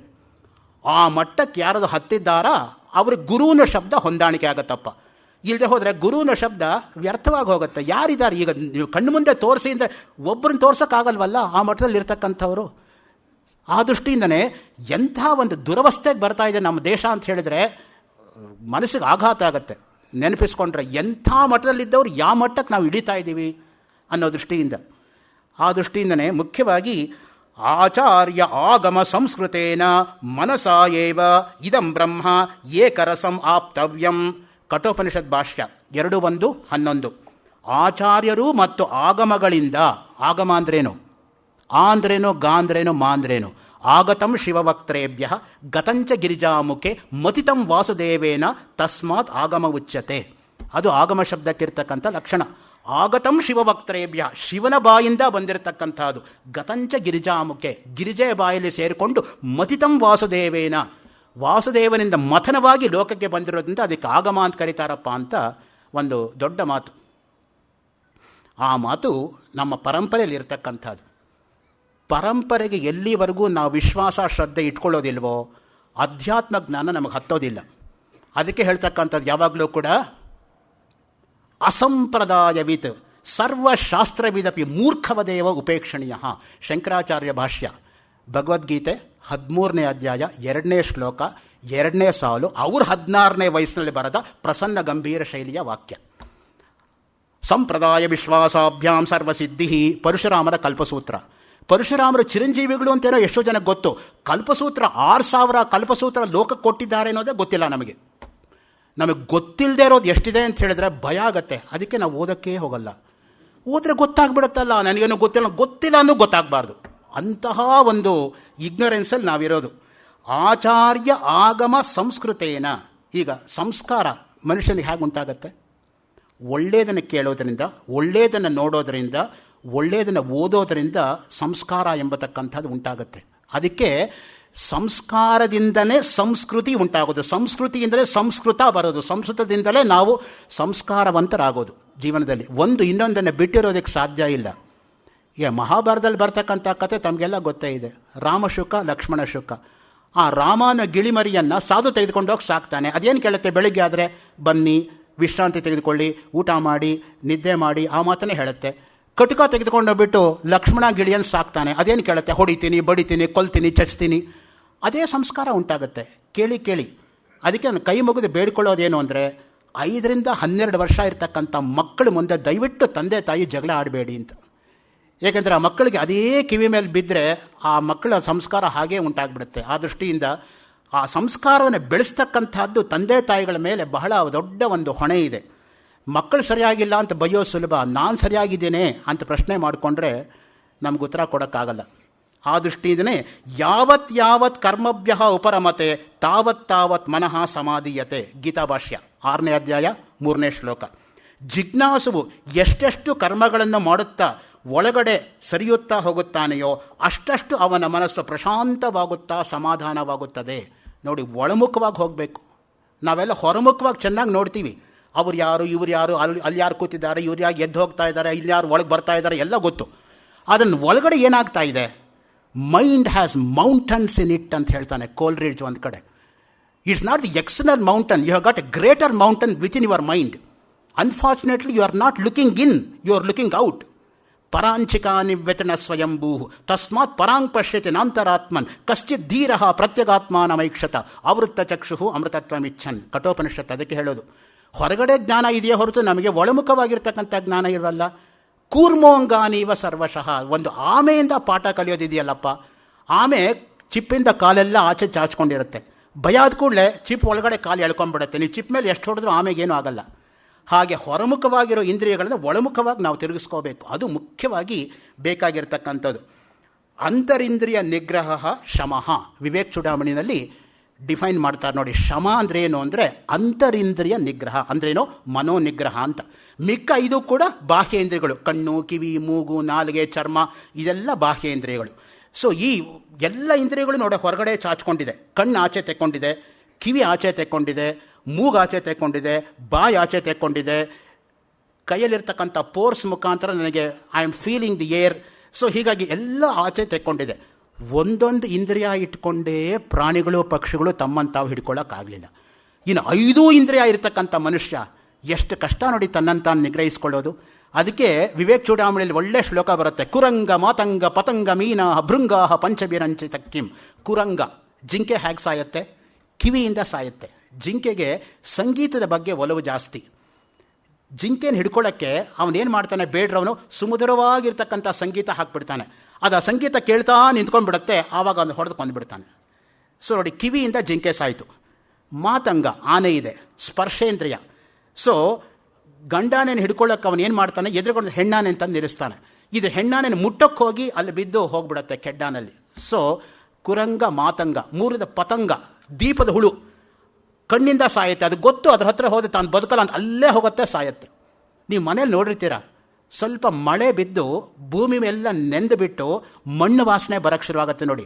ಅವಾಗ ಎಲ್ಲಿಲ್ಲದೆ ಇರತಕ್ಕಂಥ ಕೀಟಗಳು ಒಳಗಡೆ ಬರುತ್ತೆ. ಬಹಳ ಅಲ್ಪಾಯುಸದಕ್ಕೆ ಅಲ್ಲಿ ಹೋಗುತ್ತೆ, 2 ನಿಮಿಷದಲ್ಲಿ ಕೆಳಗೆ ಬಿದ್ದು ಸತ್ತೇ ಹೋಗಿರುತ್ತೆ. ಅಷ್ಟು ಅಲ್ಪಾಯುಸದಕ್ಕೆ ಇರ್ತಕ್ಕಂಥದ್ದು. ಮೀನು ಹೆಂಗೆ ಸಾಯುತ್ತೆ? ರಸನೇಂದ್ರಿಯ, ನಾಲ್ಗೆಯಿಂದ ಸಾಯುತ್ತೆ. ಮೀನನ್ನು ಹಿಡ್ಕೊಳ್ಳೋಕ್ಕೆ ಬೆಸ್ತರವನು ಎದುರುಗಡೆ ಒಂದು ತಿನ್ನೋ ಪದಾರ್ಥ ಇಡ್ತಾನೆ, ಹಿಂದ್ಗಡೆ ಒಂದು ಕೊಕ್ಕಿ ಇರುತ್ತೆ. ಸುಲಭವಾಗಿ ತಿನ್ನೋ ಪದಾರ್ಥ ಸಿಕ್ತು ಅಂತ ಅದು ಕಚ್ಚಕ್ಕೆ ಬಂದಾಗ ಇವನು ಕೊಕ್ಕಿ ಹಿಂದೆ ಕೇಳ್ಕೊಂಡಾಗ ಅದೇ ಅವನಿಗೆ ತಿನ್ನೋ ಪದಾರ್ಥ ಆಗಿಬಿಡುತ್ತೆ. ಭೃಂಗಾಹ. ಇನ್ನು 5ನೇದು ಚಿಟ್ಟೆ ನೋಡಿ. ಆಗ್ತಾನೆ ಹೂ ಅರಳ್ತಾ ಇರ್ತವಾಗ ಹೋಗಿ ಮೇಲೆ ಕೂತ್ಕೊಂಡಾಗ ಅದು ಮುಚ್ಕೊಂಡಾಗ ಆಚೆ ಬರೋಕ್ಕಾಗದೆ ಹೋಗ್ಬಿಡುತ್ತೆ. ಹೂ ಬಿಡೋದು ನೇಚರು ಯಾವಾಗಲೂ ಕೂಡ. ನಾ ಹಿಂದಿನ ಉಪನ್ಯಾಸದಲ್ಲೂ ಹೇಳಿದ್ದೀನಿ, ಮತ್ತೆ ಹೇಳ್ತಾ ಇದ್ದೀನಿ ಇನ್ನೊಂದು ಸಲ. ಚಿಕ್ಕಬಳ್ಳಾಪುರ ಪಾರ್ಕಲ್ಲಿ ರೈಲ್ವೆ ಕ್ರಾಸ್ ಹಾಕ್ಕೊಂಡು ನೀವು ಮುಂದಕ್ಕೆ ಹೋದರೆ ಬಲಗಡೆ ನೀವು ಗೇಟ್ ಎಂಟರ್ ಆದರೆ 5ನೇ ಗಿಡದ ಮೇಲೆ ಒಂದು ಬೋರ್ಡ್ ಇದೆ. ಹೂ ಬಿಡುವುದೇ ನೇಚರ್, ಅದನ್ನು ತಲೆಯಲ್ಲಿ ಮುಡುವುದೇ ಕಲ್ಚರ್, ಅದನ್ನು ಕಾಲಲ್ಲಿ ತುಳಿಯುವುದೇ ವಲ್ಚರ್ ಅಂತ. ಯಾವುದೂ ಕೂಡ ಎಲೆ ಹೂವೆ ಬಿಡೋಣವಾಗಲಿ ಅಂತ ಯಾರೂ ಕೇಳ್ಕೊಳ್ಳಲ್ಲ. ಆಯಾ ಸಮಯಕ್ಕೆ ಅದು ಬೆಳೀತಾ ಹೋಗುತ್ತೆ. ಈ poetry does not come as naturally as a flower to a tree, it better not come at all. Keatsian definition of poetry. Just as flower comes naturally to a tree, so should the poetry come naturally to a person. ಅದು ಬರ್ಸ್ಕೊಂಡು ಹೋಗಬೇಕೆ ಹೊರತು ನಾನು ಬರೀಬೇಕು ಅಂತ ಬರೀಬಾರದು. ಆ ಕವನ ಯಾವಾಗಲೂ ಕೂಡ ಚೇಟಿ ಭವನ್ ನಿಖಿಲ ಕೆಟಿ ಕದಂಬತರು ವಾಟೀಶು ನ ಕಿಪಟಲಿ ಕೋಟೀರ ಚಾರುತರ ಕೋಟಿ ಮಣಿ ಕಿರಣ ಕೋಟಿ ಕರಂಬಿತ ಪದ ವಾಟೀಶು ಗಂಧ ಕುಚ ಶಾಟಿ ಕವಿತ್ತ ಪರಿಪಾಟಿ ಮಗಾದಿಪಸುತ. ಅಶ್ವಧಾಟಿ ವೃತ್ತ. ಶಂಕರ ಭಗವತ್ಪಾದರ ಅಂಬಾಷ್ಟಕ, ಅಂಬಾ ಮೇಲೆ ಅವ್ರು ಮಾಡಿರ್ತಕ್ಕಂಥ ಅಶ್ವಧಾಟಿ ವೃತ್ತ, ಆ ವೃತ್ತ ಅಲ್ಲಿ ಬರೆಯೋದು ಭಾಳ ಕಷ್ಟ. ಇವನು 3-4 ಜನ ಬರೆದಿರ್ಬೋದು ಅಷ್ಟೇ ಹೊರತು ಇಲ್ಲಿವರೆಗೂ ಇನ್ಯಾರೂ ಅಶ್ವಧಾಟಿನಲ್ಲಿ ಅಭ್ಯಾಸ ಮಾಡಿದವರೇ ಇಲ್ಲ. ಒಂದು ಕಾವ್ಯಕಂಠ ಗಣಪತಿ ಮುನಿಗಳು ಬರೆದಿದ್ದಾರೆ, ಇನ್ನೊಬ್ಬರು ಗಣೇಶ್ ಬರೆದಿದ್ದಾರೆ ನನಗೆ ಗೊತ್ತಿರೋ ಮಟ್ಟಿಗೆ ಅಶ್ವಧಾಟಿನಲ್ಲಿ, ಗಲಗಲಿ ರಾಮಾಚಾರ್ ಬರೆದಿದ್ದಾರೆ. 3 ಜನ ಬರೆದಿರ್ತಕ್ಕಂಥ ಅಶ್ವಧಾಟಿ ಶ್ಲೋಕಗಳು ನನ್ನ ಹತ್ರ ಇರೋದರಿಂದ ಪ್ರಾಮಾಣಿಕವಾಗಿ ನಾನು ಹೇಳಬಲ್ಲೆ. ಇನ್ನು ಯಾರು ಬರೆದಿದ್ದಾರೋ ನನಗಂತೂ ಗೊತ್ತಿಲ್ಲ. ಯಾಕೆಂದರೆ ಬಹಳ ಕಷ್ಟಕರವಾಗಿರ್ತಕ್ಕಂಥ ವೃತ್ತ. 22 ಅಕ್ಷರಗಳಿಗೆ ಒಂದೊಂದು ಪಾದ ಬರುತ್ತೆ. 22 × 4 88 ಅಕ್ಷರ ಬರಬೇಕು ಒಂದು ಶ್ಲೋಕದಲ್ಲಿ, ಅಶ್ವಧಾಟಿ ವೃತ್ತದಲ್ಲಿ. ನೋಡಿ, ಒಂದೊಂದು ವೃತ್ತಕ್ಕೂ ಒಂದೊಂದು ಹಿನ್ನೆಲೆ ಇದೆ ನಮ್ಮಲ್ಲಿ ಯಾವಾಗಲೂ ಕೂಡ. ಆಯಾಯ ಸನ್ನಿವೇಶಕ್ಕೆ, ಆಯಾಯ ರಸಕ್ಕೆ, ಆಯಾಯ ಭಾವಕ್ಕೆ ಆಯಾಯ ವೃತ್ತ ಬಳಸಿದ್ರೆ ಆಯಾಯ ವಸ್ತು ಆಯಾಯ ಸಂದರ್ಭದಲ್ಲಿ ಆಯಾಯಾಗಿ ಚೆನ್ನಾಗಿರೋದು. ಇಲ್ಲಿ ಹೊರ ಚೆನ್ನಾಗಿರೋದಿಲ್ಲ ಅದು ಯಾವಾಗಲೂ ಕೂಡ. ಈಗ ಗೋಳು ವೃತ್ತ ಮಂದಾಕ್ರಾಂತ ವೃತ್ತ. ಏಕೆಂದರೆ ಪತಿ ಪತ್ನಿಯರು ಅಗಲಿರೋದ್ರಿಂದ ಅದಕ್ಕೆ ಮಂದಂ ಮಂದಂ ನುದತಿ ಪವನಃ ಚಾನುಕೂಲೋ ಯಥಾಮಿ. ಹೋಗಬೇಕಲ್ಲಪ್ಪ ಇವನ ಕ್ಲಾಸ್ಗೆ ಅಂದ್ಕೊಂಡು ವಿದ್ಯಾರ್ಥಿಗಳು ಒಳಗೆ ಬರ್ತಾರೆ ಅಂತ. ಮಂದಾಕ್ರಾಂತ ವೃತ್ತ ನಿಧಾನಕ್ಕೆ ಹೋಗುತ್ತೆ ಅದು. ಅದೇ ವಸಂತ ತಿಲಕ ನೋಡಿ, ಅದೇ ರಥೋದತ ನೋಡಿ, ರಥ ಓಡೋ ಹಾಗೋತ. ರನ್ನರ ವಿಹರಥೋದ್ದತ ಲಗೌ ಮಂದ ಮಂದಮಪಯದ್ವಲಿತ್ರಯ ಗಾದತ ವಿಷಯ ನಾಭಿಗಹ್ವರ ಕೋಸಲೇಂದ್ರ ದುಹಿತು ಶನೈರಭೂನ್ ಮಧ್ಯ ಯಶ್ಚರಿಪಿ ದೃಷ್ಟಿಗೋಚರ. ಕಟ್ ಮಾಡ್ದಂಗೆ ಹೋಗುತ್ತೆ ಇದು ರಥೋದತ ವೃತ್ತ. ಚಂಪು ರಾಮಾಯಣದಲ್ಲಿ ಬರ್ತಕ್ಕಂಥ ಶ್ಲೋಕ ಅದು. ಸೊ ಆ ದೃಷ್ಟಿಯಿಂದ ಆಚಾರ್ಯರು ಆಗಮಗಳಿಂದ ಸುಸಂಸ್ಕೃತವಾದ ಮನಸ್ಸಿನಿಂದ ಏಕಮೇವ ಅದ್ವಿತೀಯವಾದ ಬ್ರಹ್ಮವನ್ನು ಆತ್ಮ ಎಂದು ತಿಳಿಯಬೇಕು ಅಂತ ಉಪಯೋಗಿಸಿದ್ದಾರೆ ಶಬ್ದ. ನೀನು ಬೇರೆ ಥರ ತಿಳಿಬಾರ್ದು, ಹಾಗೆಯೇ ತಿಳ್ಕೋಬೇಕು. ಅದು ಹೆಂಗೆ ಅಂದರೆ, ನಿಶ್ಚಯಪೂರ್ವಕವಾಗಿ ಯಾರನ್ನಾದ್ರೂ ಕರಿಬೇಕಾದ್ರೆ ನಾವು ನಾಳೆ ನಮ್ಮನೆಗೆ ಬನ್ನಿ ಅಂತ ಕರಿತೀವಿ. ಬನ್ನಿ ಅಂದರೆ ಬನ್ನಿ ಅಂತಾನೆ, ಬರಬೇಡಿ ಅಂತಲ್ಲ. 2ನೇ ಸಲ ಬರ್ತೀರ ತಾನೆ, 3 ಸಲ ಬರದೇ ಇರಲ್ಲ ತಾನೆ. ಯಾಕೆ ಆಗ್ರಹಪೂರ್ವಕವಾಗಿ ಅದು ಕೇಳಬೇಕು? ಏಕಂ ಏವ ಅದ್ವಿತೀಯಂ. ಅದಕ್ಕೆ ನಮ್ಮ ಶಾಸ್ತ್ರದಲ್ಲಿ ಏಕಂ ಅಂದರೆ ಒಂದೇನೆ, ಮತ್ತು ಏವ ಯಾಕೆ, ಮತ್ತು ಅದ್ವಿತೀಯಂ ಯಾಕೆ? ಅದೇ ಪರಿಪಾಟಿನಲ್ಲೇ ಶತಾಯಗತಾಯ ನೀನು ಬರಲೇಬೇಕು, at no cost you should miss ಅನ್ನೋ ದೃಷ್ಟಿಯಿಂದ. ಯಾವತ್ ಕರ್ಮಭ್ಯ ಉಪರಮತೆ ತಾವತ್ ಮನಃ ಸಮಾಧೀಯತೆ. ಎಂಥ ಬ್ಯೂಟಿಫುಲ್ ಕಾಂಪರೇಷನ್ ನೋಡಿ. ಅದಕ್ಕೆ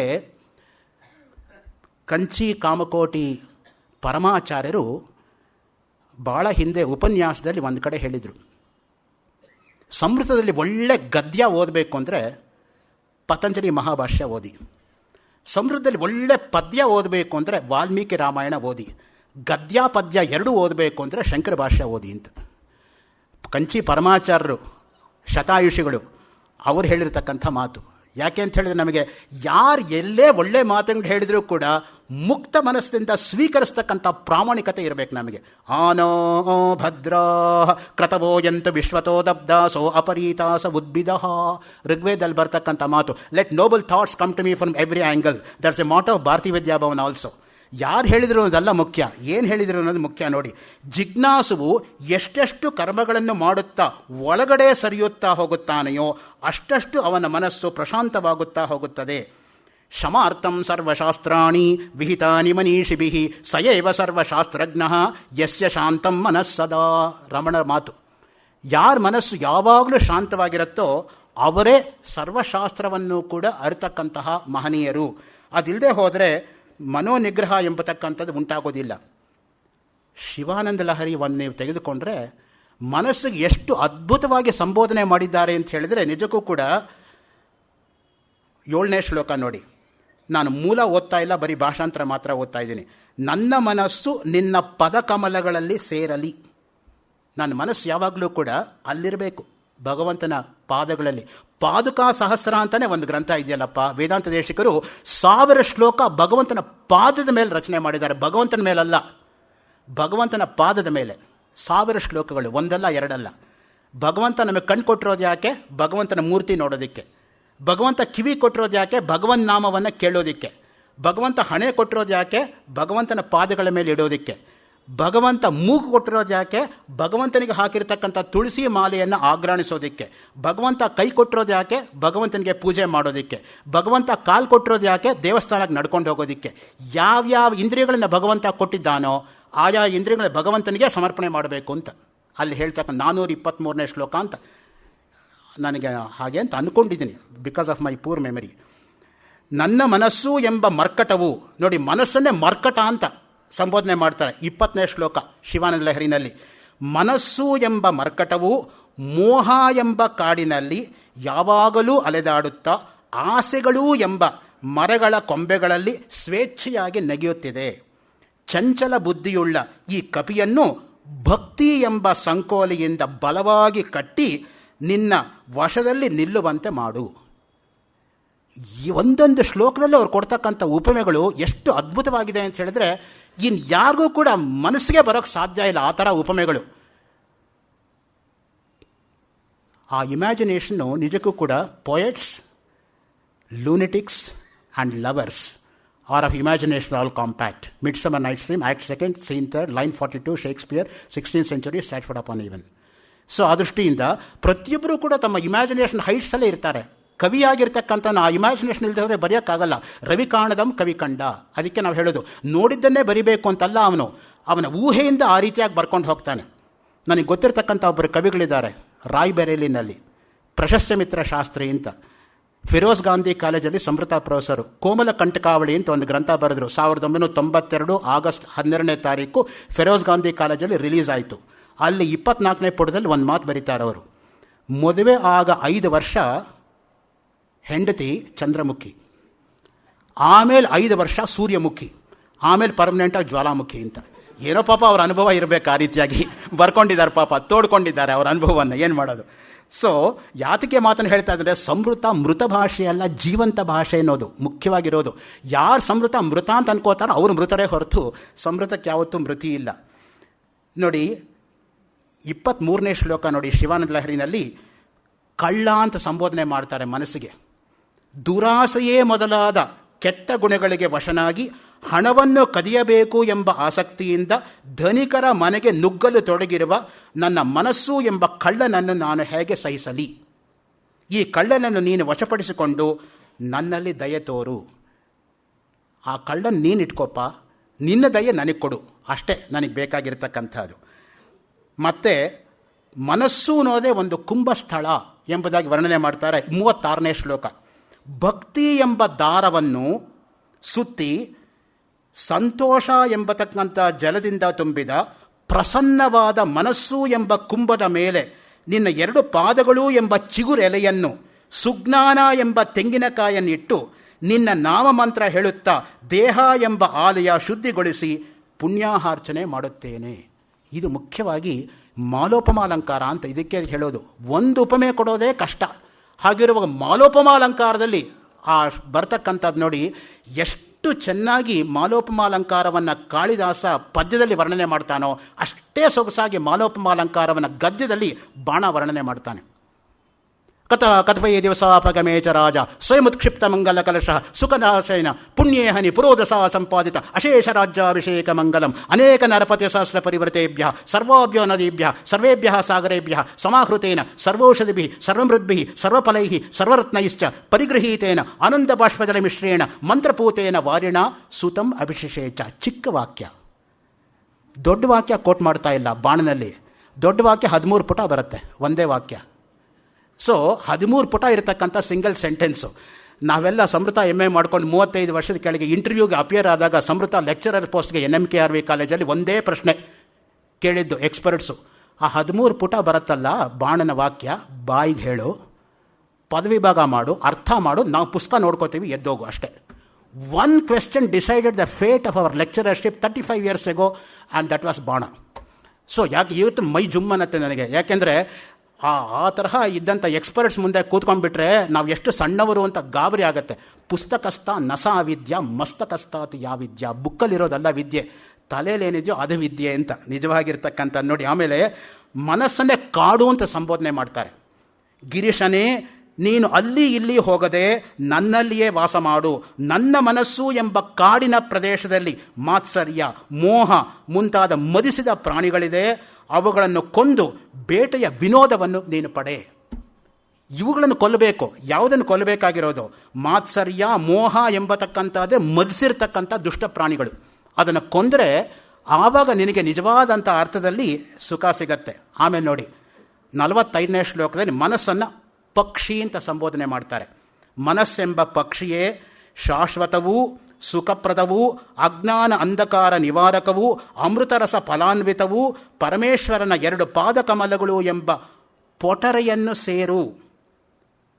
ವೇದ ಎಂಬ ಮರದ, ಉಪನಿಷತ್ತು ಎಂಬ ತುದಿಗೊಂಬೆಯಲ್ಲಿ ವಿಹರಿಸ್ತಾ ಇರತಕ್ಕಂತಹ ಶ್ರೇಷ್ಠ ಪಕ್ಷಿಗಳು ಚೆನ್ನಾಗಿ ಸೇವಿಸುವಂತಾಗಲಿ. ಈ ಪೊಟರೆಯಲ್ಲಿ ಸಂತೋಷದಿಂದ ನೀನು ಇರು. ಅದು ನಮಗೆ ಬೇಕಾಗಿರ್ತಕ್ಕಂಥದ್ದು. ವೇದ ಅನ್ನೋದೇ ಮರ, ಉಪನಿಷತ್ತು ಅನ್ನೋದೇ ತುದಿಗೊಂಬೆ.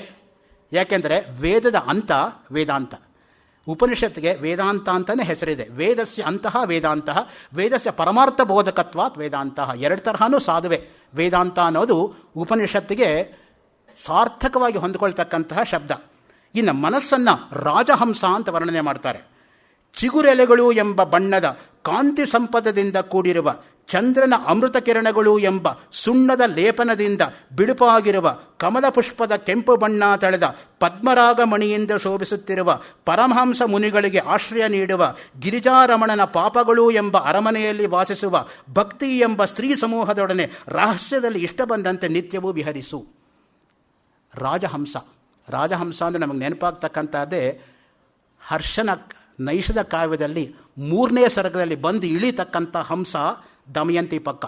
ಅಕುಂಚಿತಾಭ್ಯ ಮತಪಕ್ಷದಿಭ್ಯ ನಭೋ ವಿಭಾಗ ತರಸಾವತೀರ್ಯ ನಿವೇಶ ದೇಶ ತತದೂತ ಪಕ್ಷ ಪಪಾತ ಭೂಮ ಉಪಭೈಮಿ ಹಂಸ ಆಕಸ್ಮಿಕ ಪಕ್ಷ ಪುಟಾಹತಾಯ ಕ್ಷಿತೇಸ್ತದಾಯ ಸ್ವನಮುಚ್ಚಚಾರ ದ್ರಾಗಣ್ಯ ವಿನ್ಯಸ್ತದೃಶಸ್ಯ ತಸ್ಯಾಹ ಸಂಭ್ರಾಂತಮಂತಃಕರಣಂಚಕಾರ ನೇತ್ರಾಣಿ ವೈದರ್ಭಸುತಾಸಕೇನಾಂ ವಿಮುಕ್ತ ತತ್ತದ್ವಿಷಯಗ್ರಹಾಣಿ ಪ್ರಾಪುಸ್ತಮೇಕಂ ನಿರುಪಾಖ್ಯರೂಪಂ ಬ್ರಹ್ಮೇವ ಚೇತಾಂಸಿ ಯತವ್ರತಾನಾಂ ಹಂಸಂತನೌ ಸನ್ನಿಹಿತಂಚರಂತಂ ಮುನೇರ್ಮನೋವೃತ್ತಿರಿವಸ್ವಿಕಾಯಾಂ ಗ್ರಹೀತು ಕಾಮಾದರಿಣಾಶಯೇನ ಯತ್ನಾದಸೌ ನಿಶ್ಚಲತಾಂಜಗಾಹೆ ತಾಮಿಂಗಿತೈರಪ್ಯನುಮಾಯ ಮಾಯ ಮಯಿನ್ನ ಧೈರ್ಯ ದ್ಯುದುತ್ಪಪಾತ ತತ್ಪಾಣಿಮಾತ್ಮೋ ಪರಿಪಾತು ಕಂತು ಮೋಘಂ ವಿತೇನೆ ಪ್ರೀತಿಲಾಗವೇನ ವ್ಯರ್ಥೀಕೃತಂ ಪತ್ರರಥೇನ ತೇನ. ಈ ರೀತಿ ಹೋಗುತ್ತೆ 137 ಶ್ಲೋಕ 3ನೇ ಸರ್ಗ ನೈಷಧ ಕಾವ್ಯದಲ್ಲಿ. ಯಾಕೆ ಅಂತ ಹೇಳಿದರೆ ನೈಷಧಂ ವಿದ್ವದೌಷಧಂ ನಮ್ಮಲ್ಲಿರ್ತಕ್ಕಂಥದ್ದು ಮಾತದು. ಯಾಕೆಂದರೆ ನೈಷಧ ಕಾವ್ಯ ಯಾರಿಗೆ ಬಾಯಲ್ಲಿರುತ್ತೋ, ಕುಮಾರಸಂಭವ ರಘುವಂಶ ಎಷ್ಟೋ ಜನ ಬಾಯಲ್ಲಿ ಇಟ್ಕೊಂಡಿರ್ತಾರೆ. ಸಂವೃತ ಮೇಷಗಳು ಆಗದೇ ಇರೋರಿಗೆ ಈಗ ಬಾಯಲ್ಲಿರೋದು ಜಾಸ್ತಿ ಈಗಿನ ಕಾಲದಲ್ಲಿ. ಸಂವೃತ ಮೇಷಗಳು ಬರಲ್ಲ. ಸಂವೃತ ಮೇಷಗಳಲ್ಲದೆ IT BTಲಿ ಇದ್ಕೊಂಡು ವಿಶೇಷವಾಗಿ ಆಸಕ್ತಿ ವಹಿಸ್ಕೊಂಡು ಸಂವೃತ ಯಾರು ಓದಿರ್ತಾರೋ ಅವ್ರು ಬಾಯ್ಪಾಠ ಮಾಡಿರ್ತಾರೆ. ಸಂವೃತ ಓದ್ದವರಿಗೆ ಬಾಯಲ್ಲಿರಲ್ಲ. ಎಂಥ ಶೋಚನೀಯ ಸ್ಥಿತಿ ಅದು ಅಂತ ಹೇಳಿದರೆ, ಅದರಿಂದನೇ ಊಟ ಮಾಡೋರಿಗೆ ಅದ್ರ ಕಡೆ ಆಸಕ್ತಿ ಇಲ್ಲ.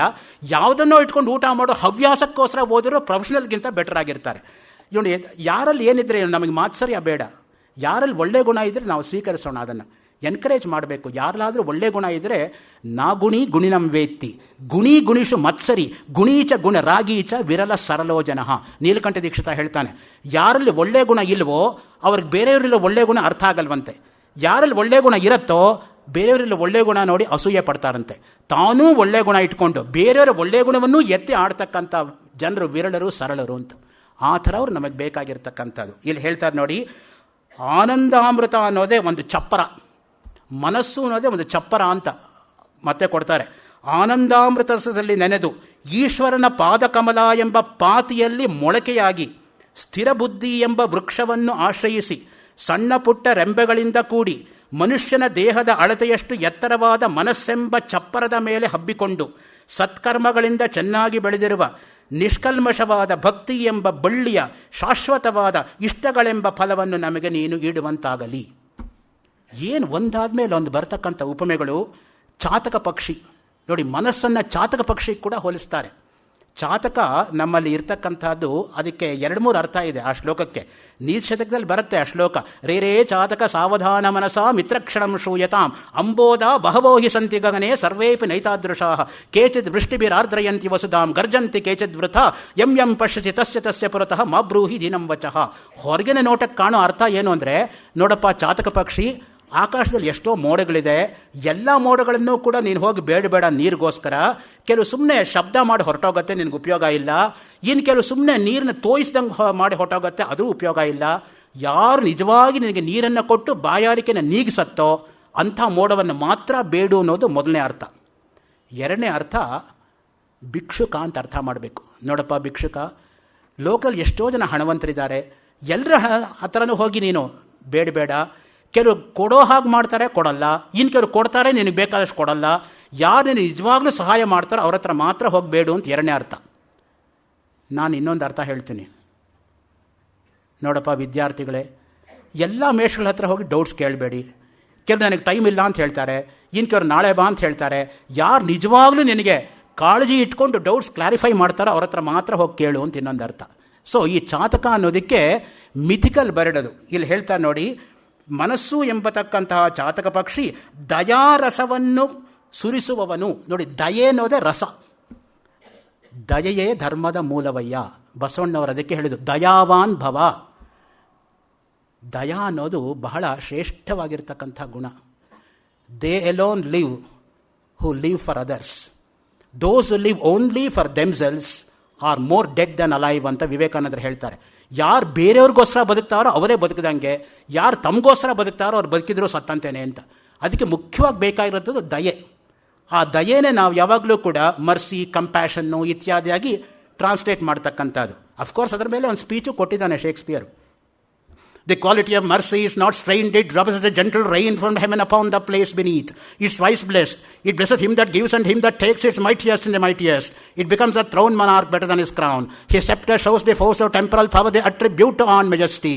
Wherein does sit the dread and fear of kings, but mercy is above this sceptred sway. It's enthroned in the hearts of kings. It's an attribute to God himself. An earthly power doth then show like as gods, when mercy seasons justice. Portia's speech.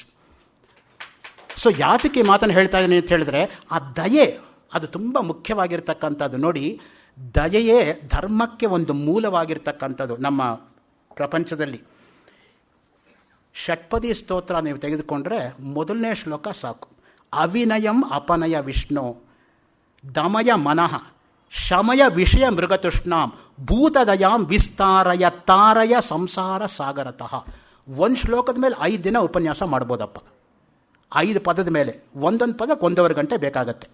ಅವಿನಯಂ ಅಪನಯ Vishnu, ನನ್ನ ಅಹಂಕಾರವನ್ನು ಕಳೆ, ಮನಸ್ಸನ್ನು ಸಂಯಮಗೊಳಿಸು, ಇಂದ್ರಿಯ ಸುಖಗಳು ಎಂಬ ಮೃಗಜಲದ ಬಾಯಾರಿಕೆಯಿಂದ ಶಾಂತಗೊಳಿಸು, ಪ್ರಾಣಿ ದಯಾಭಾವನೆಯನ್ನು ನನ್ನಲ್ಲಿ ವಿಸ್ತಾರಗೊಳಿಸು, ಸಂಸಾರ ಸಾಗರದಿಂದ ನನ್ನನ್ನು ದಾಟಿಸು. ಅಷ್ಟೇ ಬೇಕಾಗಿರೋದು. ಸಂಸಾರ ಘೋರ, ಸಂಸಾರ ಕಾರಾಗೃಹ, ಸಂಸಾರ ವೃಕ್ಷ, ಸಂಸಾರ ಅಧ್ವ, ಎಷ್ಟು ರೂಪಗಳನ್ನು ಕೊಟ್ಟಿಲ್ಲ. ಲಕ್ಷ್ಮೀ ನೃಸಿಂಹ ಕರಾವಲಂಬ ಸ್ತೋತ್ರದಲ್ಲಿ ಆಚಾರ್ಯ ಶಂಕರರು 8 ರೂಪಗಳು ಕಾಣುತ್ತಲ್ಲ, ಅದ್ಭುತವಾಗಿರ್ತಕ್ಕಂಥ ಮೆಟಫರ್. ಅದಕ್ಕಿಂತ ಎಲ್ಲಿ ತರೋಕ್ಕೆ ಸಾಧ್ಯ ನಾವು? ಉಪದೇಶ ಪಂಚಕ ನೋಡಿ, 5ನೇ ಶ್ಲೋಕ. ಏಕಾಂತೇ ಸುಖಮಾಸ್ಯತಾಂ ಪರತರೆ ಚೇತಃ ಸಮಾಧೀಯತಾಂ. ಏಕಾಂತ ಸ್ಥಳದಲ್ಲಿ ಸುಖವಾಗಿ ಕುಳಿತು ಪರಮಾತ್ಮನಲ್ಲಿಯೇ ಮನಸ್ಸನ್ನು ನೆಲೆಗೊಳಿಸು. ಬ್ರಹ್ಮಣಿ ಮಾನಸ ಸಂಚರರೆ, ಇದರ ಅರ್ಥಕ್ಕೆ ಬರ್ತಕ್ಕಂಥದ್ದು. ನಮ್ಮ ಮನಸ್ಸನ್ನು ಅಲ್ಲಿ ಹೋಗಿಬಿಟ್ರೆ ಈ ಕಡೆ ಆ ಕಡೆ ಓಡಾಡೋಕ್ಕೆ ಅದು ಬಿಡಬಾರ್ದು. ಪುರಸ್ತಾದ್ ಬ್ರಹ್ಮ ಪಶ್ಚಾತ್ ಬ್ರಹ್ಮ ದಕ್ಷಿಣತಶ್ಚೋತ್ತರೇಣ ಬ್ರಹ್ಮೈವೇದಂ ವಿಶ್ವಮಿದಂ ವರಿಷ್ಠಂ ಏಷಾ ಬ್ರಾಹ್ಮೀ ಸ್ಥಿತಿ ಪಾರ್ಥ ನೈನಾಂ ಪ್ರಾಪ್ಯ ವಿಮುಖ್ಯತಿ ಸ್ಥಿತ್ವಾಸ್ಯಾಮಂತ ಕಾಲೇಪಿ ಬ್ರಹ್ಮ ನಿರ್ವಾಣ ಮೃಚ್ಛತಿ. ಎಲ್ಲಿ ನೋಡಿದ್ರೂ ಕೂಡ ಬ್ರಾಹ್ಮೀ ಸ್ಥಿತಿ ಎಂಬತಕ್ಕಂಥ ಇರೋವನಿಗೆ ಹಿಂದೆ ಮುಂದೆ ಅಕ್ಕ ಪುಕ್ಕ ಎಲ್ಲ ಅದೇ ಕಾಣಿಸ್ತಾ ಇರುತ್ತೆ. ಎಲ್ಲರನ್ನೂ ಕೂಡ ಬ್ರಹ್ಮಾಕಾರವಾಗಿಯೇ ಕಾಣ್ತಾನವನು. ಏಕೆಂದರೆ ಅವನಿಗೆ ಬ್ರಹ್ಮ ಹೊರತಾಗಿ ಇನ್ನೊಂದು ವಸ್ತುವೇ ಇರೋದಿಲ್ಲ. ಪಾರಮಾರ್ಥಿಕವಾಗಿರೋದು ಒಂದೇ ವಸ್ತು, ಅದೇ ಬ್ರಹ್ಮ. ಮಿಕ್ಕಿದೆಲ್ಲ ಅವಸ್ತು. ಅದಕ್ಕೆ ವಸ್ತು ಅವಸ್ತು ಅಂತ ಕರೀರಿ, ಅಥವಾ ನಿತ್ಯ ಅನಿತ್ಯ ಅಂತ ಕರೀರಿ. ಬ್ರಹ್ಮ ಒಂದೇ ನಿತ್ಯ, ಮಿಕ್ಕಿದೆಲ್ಲವೂ ಕೂಡ ಅನಿತ್ಯವೇ. ಬ್ರಹ್ಮ ಸತ್ಯಂ ಜಗನ್ಮಿಥ್ಯ ಅನ್ನೋದಕ್ಕೆ ಇದು ಅರ್ಥ. ಯಾರಿಗೆ ಬ್ರಹ್ಮ ಸತ್ಯ ಆಗಿರೋದು? ಜ್ಞಾನಿಗೆ, ಸಾಮಾನ್ಯರಿಗಲ್ಲ. ಸಾಮಾನ್ಯರಿಗೆ ಲೋಕವೇ ಸತ್ಯ. ಯಾಕೆಂದರೆ ನಾವು ಓಡಾಡೋದು, ನಾವು ಕೆಲಸ ಮಾಡೋದು ಎಲ್ಲ ನಾವು ಇಲ್ಲ ಅಂತ ಡಿನೈ ಮಾಡೋಕ್ಕಾಗಲ್ವಲ್ಲ. ಅದಕ್ಕೆ ನಮ್ಮಲ್ಲಿ ಸತ್ತ ತ್ರೈವೇದ್ಯವನ್ನು ಹೇಳಿರೋದು. ಪಾರಮಾರ್ಥಿಕ ಸತ್ತ, ವ್ಯಾವಹಾರಿಕ ಸತ್ತ, ಪ್ರಾತಿಭಾಸಿಕ ಸತ್ತ ಅಂತ. ಸತ್ತ ತ್ರೈವೇದ್ಯ ಅರ್ಥ ಮಾಡ್ಕೊಳ್ದೆ ಹೋದರೆ ಇದಕ್ಕೆಲ್ಲ ಅಪಾರ್ಥಗಳಾಗ್ಬಿಡುತ್ತೆ ನಮ್ಮಲ್ಲಿ. ನಿರ್ವಾಣ ಷಟ್ಕ ನೋಡಿ. ಮನೋಬುದ್ಧ್ಯಹಂಕಾರ ಚಿತ್ತಾನಿನಾಹಂ ನ ಕರ್ಣನ್ನ ಜಿಹ್ವಾನ ಚ ಘ್ರಾಣ ನೇತ್ರೆ ನ ಚ ವ್ಯೋಮಭೂಮಿ ನ ತೇಜೋ ನ ವಾಯು ಚಿದಾನಂದ ರೂಪ ಶಿವೋಹಂ ಶಿವೋಹಂ. ಅಷ್ಟೇ ಮುಖ್ಯವಾಗಿ. ಮನಸ್ಸು, ಬುದ್ಧಿ, ಅಹಂಕಾರ, ಚಿತ್ತ ಎಂಬ 4 ಉಪಾಧಿಗಳು, ಕಿವಿ, ನಾಲಿಗೆ, ಮೂಗು, ಚರ್ಮ ಎಂಬ 5 ಇಂದ್ರಿಯಗಳು, ಆಕಾಶ, ಭೂಮಿ, ತೇಜಸ್ಸು, ಬಾಯಿ, ನೀರು ಎಂಬತಕ್ಕಂತಹ ಪಂಚಭೂತಗಳು ನಾನಲ್ಲ, ಸಚ್ಚಿದಾನಂದ ಸ್ವರೂಪನಾದ ಶಿವನೇ ನಾನು. ಮುಖ್ಯವಾಗಿರ್ತಕ್ಕಂತಹ ಸತ್ ಚಿತ್ ಆನಂದ ಅಂದ್ರೆ ಒಂದೇ, ಸತ್ಯಂ ಜ್ಞಾನಂ ಅನಂತಂ ಅಂದ್ರೆ ಒಂದೇ. ಅದಕ್ಕೆ ಹೇಳೋದು ಅಖಂಡಂ ಸಚ್ಚಿದಾನಂದಂ ಅವಾಂಗ್ಮಾನಸ ಗೋಚರಂ ಆತ್ಮಾನಂ ಅಖಿಲ ಆಧಾರಂ ಆಶ್ರಯೇ ಅಭೀಷ್ಟ ಸಿದ್ಧಯೇ. ಸದಾನಂದರ ವೇದಾಂತ ಸಾರದ ಮಂಗಳ ಶ್ಲೋಕ. ಯಾಕೆ ಸದಾನಂದರ ವೇದಾಂತ ಸಾರ ಅಂತ ಹೇಳ್ತಾ ಇದ್ದೀನಿ ಅಂದರೆ, ಭಗವದ್ ರಾಮಾನುಜರ ವೇದಾಂತ ಸಾರವು ಇರೋದರಿಂದ. ಆ ದೃಷ್ಟಿಯಿಂದ ಇದು ಹೆಚ್ಚು ಜನಜನಿತ. ಭಗವದ್ ರಾಮಾನುಜರು 3 ವ್ಯಾಖ್ಯಾನ ಮಾಡಿದ್ದಾರೆ ಬ್ರಹ್ಮಸೂತ್ರಕ್ಕೆ. ವೇದಾಂತ ಸಾರ, ವೇದಾಂತ ದೀಪ, ಬ್ರಹ್ಮಸೂತ್ರ ಭಾಷ್ಯ ಅಂತ. ಬರೀ ಅಥಾತೋ ಬ್ರಹ್ಮಜಿಜ್ಞಾಸ ಮೇಲೆ 141 ಪುಟ ಭಾಷ್ಯ ಇದೆ ಭಗವದ್ ರಾಮಾನುಜರದು. ಮನೋಬುದ್ಧಿ ಅಹಂಕಾರ ಇದ್ಯಾವುದೂ ಕೂಡ ನಾನಲ್ಲ. ಗುರುವಷ್ಟಕ ನೀವು ತೆಗೆದುಕೊಂಡ್ರೆ ಪಲ್ಲವಿ ನೋಡಿ ಹೇಗೆ ಎಂಡಾಗತ್ತೆ. ಪ್ರತಿಯೊಂದು ಶ್ಲೋಕದ 8 ಶ್ಲೋಕದಲ್ಲೂ ಕೂಡ ಮನಶ್ಚೇನ್ನ ಲಗ್ನಂ ಗುರೋರಂಗ್ರಿ ಪದ್ಮೆ ತತಕ್ಕಿಂ ತತಕ್ಕಿಂ ತತಕ್ಕಿಂ ತತಕ್ಕಿಂ. ಈಗಿನ ಕಲ್ಲೇ ಟಾಟಾ ಕಿಮ್ ಅಷ್ಟೇ, ತತಕ್ಕಿಂ ಯಾರಿಗಿದೆ. ಸೊ ತತ್ ಅಂದ್ರೇನು? ತದ್ ಬ್ರಹ್ಮ, ತತ್ ತ್ವಂ ಅಸಿ. ಆ ಬ್ರಹ್ಮಸ್ವರೂಪವೇ ನೀನಾಗಿದ್ಯಪ್ಪ, ಇನ್ನು ಯಾವುದೂ ಕೂಡ ನೀನು ಅಲ್ಲದೆ ಇಲ್ಲ. ಕುರು ಸದ್ಬುದ್ಧಿಂ ಮನಸ್ಸಿ ವಿತೃಷ್ಣಾಂ, 2ನೇ ಶ್ಲೋಕ ಭಜಗೋವಿಂದ ಸ್ತೋತ್ರದಲ್ಲಿ. ಮನಸ್ಸಿಗೆ ತೃಪ್ತಿಯ ಭಾವವನ್ನು ತಂದುಕೋ. ಯಾರು ಸಂತೋಷವಾಗಿರ್ತಾರೆ ಅಂದರೆ, ಯಾರಿಗೆ ತೃಪ್ತಿ ಇರುತ್ತೋ ಅವರು ಸಂತೋಷವಾಗಿರ್ತಾರೆ ಜೀವನದಲ್ಲಿ. ಯಾಕೆಂದರೆ ಎಷ್ಟಿದ್ರೂ ಕೂಡ ಆಸೆಗಳಿಗೆ ಕೊನೆ ಅನ್ನೋದೇ ಇಲ್ಲ. ಮುಂದೆ ನಾನು ಪ್ರವೇಶ ಮಾಡಿದಾಗ ಗ್ರಂಥದಲ್ಲಿ ಹೇಳ್ತೀನಿ ಆ ಮಾತನ್ನು. ಆಸೆಗಳನ್ನು ಕಡಿಮೆ ಮಾಡಿಕೊಳ್ಳೋದು ಮನಃಶಾಂತಿಗೆ ಒಂದು ಉತ್ತಮವಾಗಿರೋ ಉಪಾಯ ಅಂತ ಸದಾಶಿವ ಬ್ರಹ್ಮೇಂದ್ರ ಹೇಳಿದ್ದಾರೆ. ಆದಷ್ಟು ಮನಸ್ಸನ್ನ ಆಸೆಗಳನ್ನು ಕಡಿಮೆ ಮಾಡ್ಕೋತಾ ಬರಬೇಕು. ಯಾರು ಆಸೆಗೆ ದಾಸರೋ ಅವರು 3 ಲೋಕಕ್ಕೂ ದಾಸರು. ಯಾರು ಆಸೆಯನ್ನು ಗೆದ್ದಿದ್ದಾರೋ ಅವರು 3 ಲೋಕವನ್ನು ಗೆದ್ದ ಹಾಗೇನೆ ಅಂತ ಅಷ್ಟಾವಕ್ರ ಮುನಿಗಳು ಜನಕ ಮಹಾರಾಜನಿಗೆ ಅಷ್ಟಾವಕ್ರ ಗೀತೆಯಲ್ಲಿ ಹೇಳ್ತಾರೆ. ಆಶಾಯಾ ಯೇ ದಾಸಾ ತೇ ದಾಸಾ ಸರ್ವಲೋಕಸ್ಯ ಆಶಾ ಯೇಷಾಂ ದಾಸಿ ತೇಷಾಂ ದಾಸಾಯತೆ ಲೋಕಃ ಅಂತ. ಸೊ ಆ ದೃಷ್ಟಿಯಿಂದ ಆಸೆಗಳನ್ನು ಗೆಲ್ತಕ್ಕಂಥದ್ದು ತುಂಬ ಮುಖ್ಯವಾಗಿರ್ತಕ್ಕಂಥದ್ದು. ಅದಕ್ಕೆ ಕೆಂಗಲ್ ಹನುಮಂತಯ್ಯನವರ ವಿಧಾನಸೌಧ ಕಟ್ಟಿಸಿದಾಗ ಅಣ್ಣೇಗೌಡ ಅವರ ಪಿ ಎ ಆಗಿದ್ದಾಗ ಒಂದು ಸ್ಲೋಗನ್ ಅವರು ಬರ್ಕೊಟ್ರು. Deserve before you desire. If at all you want to desire something you should deserve it. Undeservedly you should not even desire for it ಅಂತ. ನನಗದು ಪಡ್ಕೊಳ್ಳೋದಕ್ಕೆ ಅಧಿಕಾರ ಇದೆಯಾ ನನ್ನನ್ನು ನಾನು ಪ್ರಶ್ನೆ ಮಾಡ್ಕೋಬೇಕು. ನಾವು ಯಾವಾಗಲೂ ಬೇರೆಯವ್ರನ್ನ ಪ್ರಶ್ನೆ ಮಾಡ್ತೀವಿ ಹೊರತು ನನ್ನನ್ನು ನಾನು ಪ್ರಶ್ನೆನೇ ಮಾಡ್ಕೊಳ್ಳಲ್ವಲ್ಲ. Because I always think I am perfect. That is where I am wrong. You are starting on a wrong foot. ಅದು ಬಂದಿರತಕ್ಕಂಥದ್ದು. ವಾಂಗ್ ಮನಸಾತೀತಂ ಅವಿಷಯ ಅಂತಪ್ಪಾತಿ ಪ್ರತ್ಯಗಾತ್ಮಭೂತಂ ನಿತ್ಯ ಶುದ್ಧ ಬುದ್ಧ ಮುಕ್ತ ಸ್ವಭಾವಂ ಬ್ರಹ್ಮ. ಬ್ರಹ್ಮ ಅಂದ್ರೇನು ನೋಡಿ, ವಾಕು ಮನಸ್ಸುಗಳಿಗೆ ನಿಲುಕದ. ಯಥೋ ವಾಚೋ ನಿವರ್ತಂತೆ ಅಪ್ರಾಪ್ಯ ಮನಸಾ ಸಹ. ಒಂದು ಕಡೆ ಆಯ್ತಾ, ಶ್ರೋತ್ರಸ್ಯ ಶ್ರೋತ್ರಂ ಮನಸೋ ಮನೋ ಯದ್ವಾಚೋಹ ವಾಚಂ ಸವ ಪ್ರಾಣಸ್ಯ ಪ್ರಾಣಃ ಚಕ್ಷುಷಶ್ಚಕ್ಷು ಅತಿಮುಚ್ಚ ಧೀರಾ ಪ್ರೇತ್ಯಾಸ್ಮಾಲ್ಲೋಕಾದಮೃತಾ ಭವಂತಿ ನ ತತ್ರ ಚಕ್ಷುರ್ಗಚ್ಚತಿ ನ ವಾಗ್ಗಚ್ಚತಿ ನೋ ಮನಃ ನ ವಿದ್ಮೋ ನ ವಿಜಾನೀಮೋ ಯಥೈತದನುಶಿಷ್ಯಾತ್ ಅನ್ಯದೇವ ತದ್ವಿದಿತಾದತೋ ಅವಿದಿತಾದದಿ ಇತಿ ಶುಶ್ರಮಧೀರಾಣಾಂ ಯೇನಸ್ತದ್ವ್ಯಾಚ ಚಕ್ಷುರೆ ಯದ್ವಾಚಾ ನ ವಿದಿತಂ ಯೇನ ವಾಗಭ್ಯುಜ್ಯತೆ ತದೇವ ಬ್ರಹ್ಮತ್ವಂ ವಿದ್ಧಿ ನೇದಂ ಯದಮುಪಾಸತೆ ಯನ್ಮನಸಾ ನ ಮನುತೆ ಯೇನಾಹುರ್ಮನೋಮತಂ ತದೇವ ಬ್ರಹ್ಮತ್ವಂ ವಿದ್ಧಿ ನೇದಂ ಯದಮುಪಾಸತೆ. ಕೇನೋಪನಿಷತ್ತಲ್ಲಿ ಯಾಕೆ ಆ ವಿವರಣೆ ಬರಬೇಕಾಯಿತು? ಮನಸ್ಸಿಗೆ ಅತೀತವಾಗಿರೋದು, ವಾಕಿಗೆ ಅತೀತವಾಗಿರೋದು. ಯಾಕೆಂದರೆ ವಾಕ್ ಅನ್ನೋದು ಇಂದ್ರಿಯ, ಇಂದ್ರಿಯಗಳಿಗೆ ಹುಟ್ಟಿದೆ. ಯಾವ ಹುಟ್ಟಿರೋದ್ರಿಂದನೂ ಹುಟ್ಟಿಲ್ಲದೆ ಇರೋದನ್ನು ನಾವು ಗ್ರಹಿಸೋದಕ್ಕಾಗೋದಿಲ್ಲ. ಆ ದೃಷ್ಟಿಯಿಂದ ಮುಖ್ಯವಾಗಿ ನಾವು ಈ ಇಂದ್ರಿಯಗಳ ದಮನವನ್ನು ಮಾಡ್ಕೋಬೇಕು. ಅದಕ್ಕೇನೆ ಹೇಳ್ತಾರೆ ನೋಡಿ, ಮನೋ ನಿರಾಸಂ ವಿದಧೀತ ವಿದ್ವಾನ್ ಸರ್ವ ವೇದಾಂತ ಸಿದ್ಧಾಂತ ಸಾರ ಸಂಗ್ರಹ ಅಂತ ಶಂಕರಾಚಾರ್ಯರ ಪ್ರಕರಣ ಗ್ರಂಥದ 374ನೇ ಶ್ಲೋಕದಲ್ಲಿ ಈ ಮಾತು ಬರುತ್ತೆ. ಮನಸ್ಸನ್ನು ಗೆಲ್ಲುವ ಪ್ರಯತ್ನ ವಿವೇಕದಿಂದ ಮಾಡು. ಮನುಷ್ಯನಾಗಿ ಆಗಬೇಕಾದ್ರೆ ಇರೋದೇ ವಿವೇಕ. ಮನುಷ್ಯ ವಿವೇಕ ಕಳ್ಕೊಂಡ್ಬಿಟ್ರೆ ಪ್ರಾಣಿಗೂ ಇವನಿಗೂ ಯಾವ ರೀತಿಯಲ್ಲಿ ವ್ಯತ್ಯಾಸ ಇಲ್ಲ. ಆಹಾರ ನಿದ್ರಾ ಭಯಮೈಥುನಂಚ ಸಾಮಾನ್ಯಮೇತತ್ ಪಶುಭಿರ್ನರಾಣಾಂ. ಅದು ಊಟ ಮಾಡುತ್ತೆ, ನಾವು ಊಟ ಮಾಡ್ತೀವಿ. ಅದು ನಿದ್ದೆ ಮಾಡುತ್ತೆ, ನಾವು ನಿದ್ದೆ ಮಾಡ್ತೀವಿ. ನಮ್ಮನ್ನು ನಾವು ಅಷ್ಟೇ ನಿಲ್ಲಿಸ್ಕೊಂಡ್ಬಿಟ್ರೆ ಮನುಷ್ಯನಾಗೇನು ಪ್ರಯೋಜನ ಆಯಿತು? ಅದಕ್ಕೆ ವಿವೇಕ ಉಂಟಾಗಬೇಕು. ವಿವೇಕ ಹೇಗೆ ಉಂಟಾಗತ್ತೆ? ಶ್ರೀಮದ್ ಭಾಗವತದಲ್ಲಿ ಒಂದು ಶ್ಲೋಕ ಬರುತ್ತೆ. ಭಾಗ್ಯೋದಯೇನ ಬಹುಜನ್ಮ ಸಮಾರ್ಜಿತೇನ ಸತ್ಸಂಗಮಂಚಲಭತೆ ಪುರುಷೋ ಯದಾ ವೈ ಅಜ್ಞಾನ ಹೇತುಕೃತ ಮೋಹ ಮದಂಧಕಾರ ನಾಶಂ ವಿದಾಯ ತದಾ ಉದಯತೆ ವಿವೇಕ. ವಿವೇಕ ಹುಟ್ಟಬೇಕಾದ್ರೆ ಅಷ್ಟು ಬೇಕು ಬ್ಯಾಕ್ಗ್ರೌಂಡು. ಭಾಗ್ಯೋದಯೇನ ಬಹುಜನ್ಮ ಸಮಾರ್ಜಿತೇನ, ಜನ್ಮಜನ್ಮಾಂತರಗಳ ಸಂಸ್ಕಾರ ವಿಶೇಷದಿಂದ ಸತ್ಸಂಗ ಮಂಚ ಲಭತೆ. ಇಂಥ ಒಂದು ಸತ್ಸಂಗ ಅನ್ನೋದು ಸಿಗತ್ತೆ. ಸತ್ಸಂಗತ್ವೇ ನಿಸ್ಸಂಗತ್ವಂ, ನಿಸ್ಸಂಗತ್ವೇ ನಿರ್ಮೋಹತ್ವಂ, ನಿರ್ಮೋಹತ್ವೇ ನಿಶ್ಚಲಿತತ್ವಂ, ನಿಶ್ಚಲಿತತ್ವೇ ಜೀವನ್ಮುಕ್ತಿ. ಜೀವನ್ಮುಕ್ತಿ ತನಕ ಕರ್ಕೊಂಡು ಹೋಗುತ್ತೆ ಸತ್ಸಂಗ ಅನ್ನೋದು. ಅದಕ್ಕೇನು ಯಾವಾಗಲೂ ಕೂಡ ಸತ್ಸಂಗ ಇರಬೇಕು ಅಂತ ಮುಖ್ಯವಾಗಿ ನಾವು ಹೇಳ್ತಕ್ಕಂಥದ್ದು. ಸತ್ ಅಂದರೆ ಬ್ರಹ್ಮಚಿಂತಕವಾಗಿರೋ ಸಂಘ ಅಂತಲೂ ಒಂದು ಅರ್ಥ ಇದೆ. ಸತ್ ಅಂದರೆ ಬ್ರಹ್ಮವಾಚಿ. ಅದು ಸತ್ಯಂ ಜ್ಞಾನಮನಂತಂ ಬ್ರಹ್ಮನಲ್ಲಿ ಸತ್ ಅಂದ್ರೇನೋ ಅದೇ ಬ್ರಹ್ಮ. ಯದ್ರೂಪೇಣ ಯನ್ನಿಸಿತಂ ತತ್ತದ್ರೂಪನ್ನ ವ್ಯಭಿಚರತೀತಿ ಸತ್ಯಂ ತ್ರಿಕಾಲಾಬಾಧ್ಯತ್ವಂ ಸತ್ಯತ್ವಂ ಕಾಲತ್ರಯೇಪಿ ಅಬಾಧ್ಯಮಾನತ್ವಾತ್ ಯದ್ರೂಪೇಣ ಯನ್ನಿಸಿತಂ ತತ್ತದ್ರೂಪಂ ವ್ಯಭಿಚರತೀತಿ ಅನೃತಂ. ಶಂಕರ ಭಾಷ್ಯ. ಸತ್ಯಂ ಜ್ಞಾನಂ ಅನಂತಂ ಬ್ರಹ್ಮ ಅನ್ನೋ ವಾಕ್ಯದ ಮೇಲೆ ಮನಸೋ ಧಾರಣಂಚೈವ ಧಾರಣ, ಮನಸ್ಸಿನ ಹತೋಟಿಯೇ ಧಾರಣೆ. ನೋಡಿ, ನಮ್ಮಲ್ಲಿ ಅಷ್ಟಾಂಗದಲ್ಲಿ ಧಾರಣ, ಧ್ಯಾನ, ಸಮಾಧಿ ಕೊನೆಗೆ ಬರ್ತಕ್ಕಂಥ 3. ಮೊದಲ 5 ಬಾಹ್ಯ, ಕೊನೆ 3 ಆಂತರ್ಯ.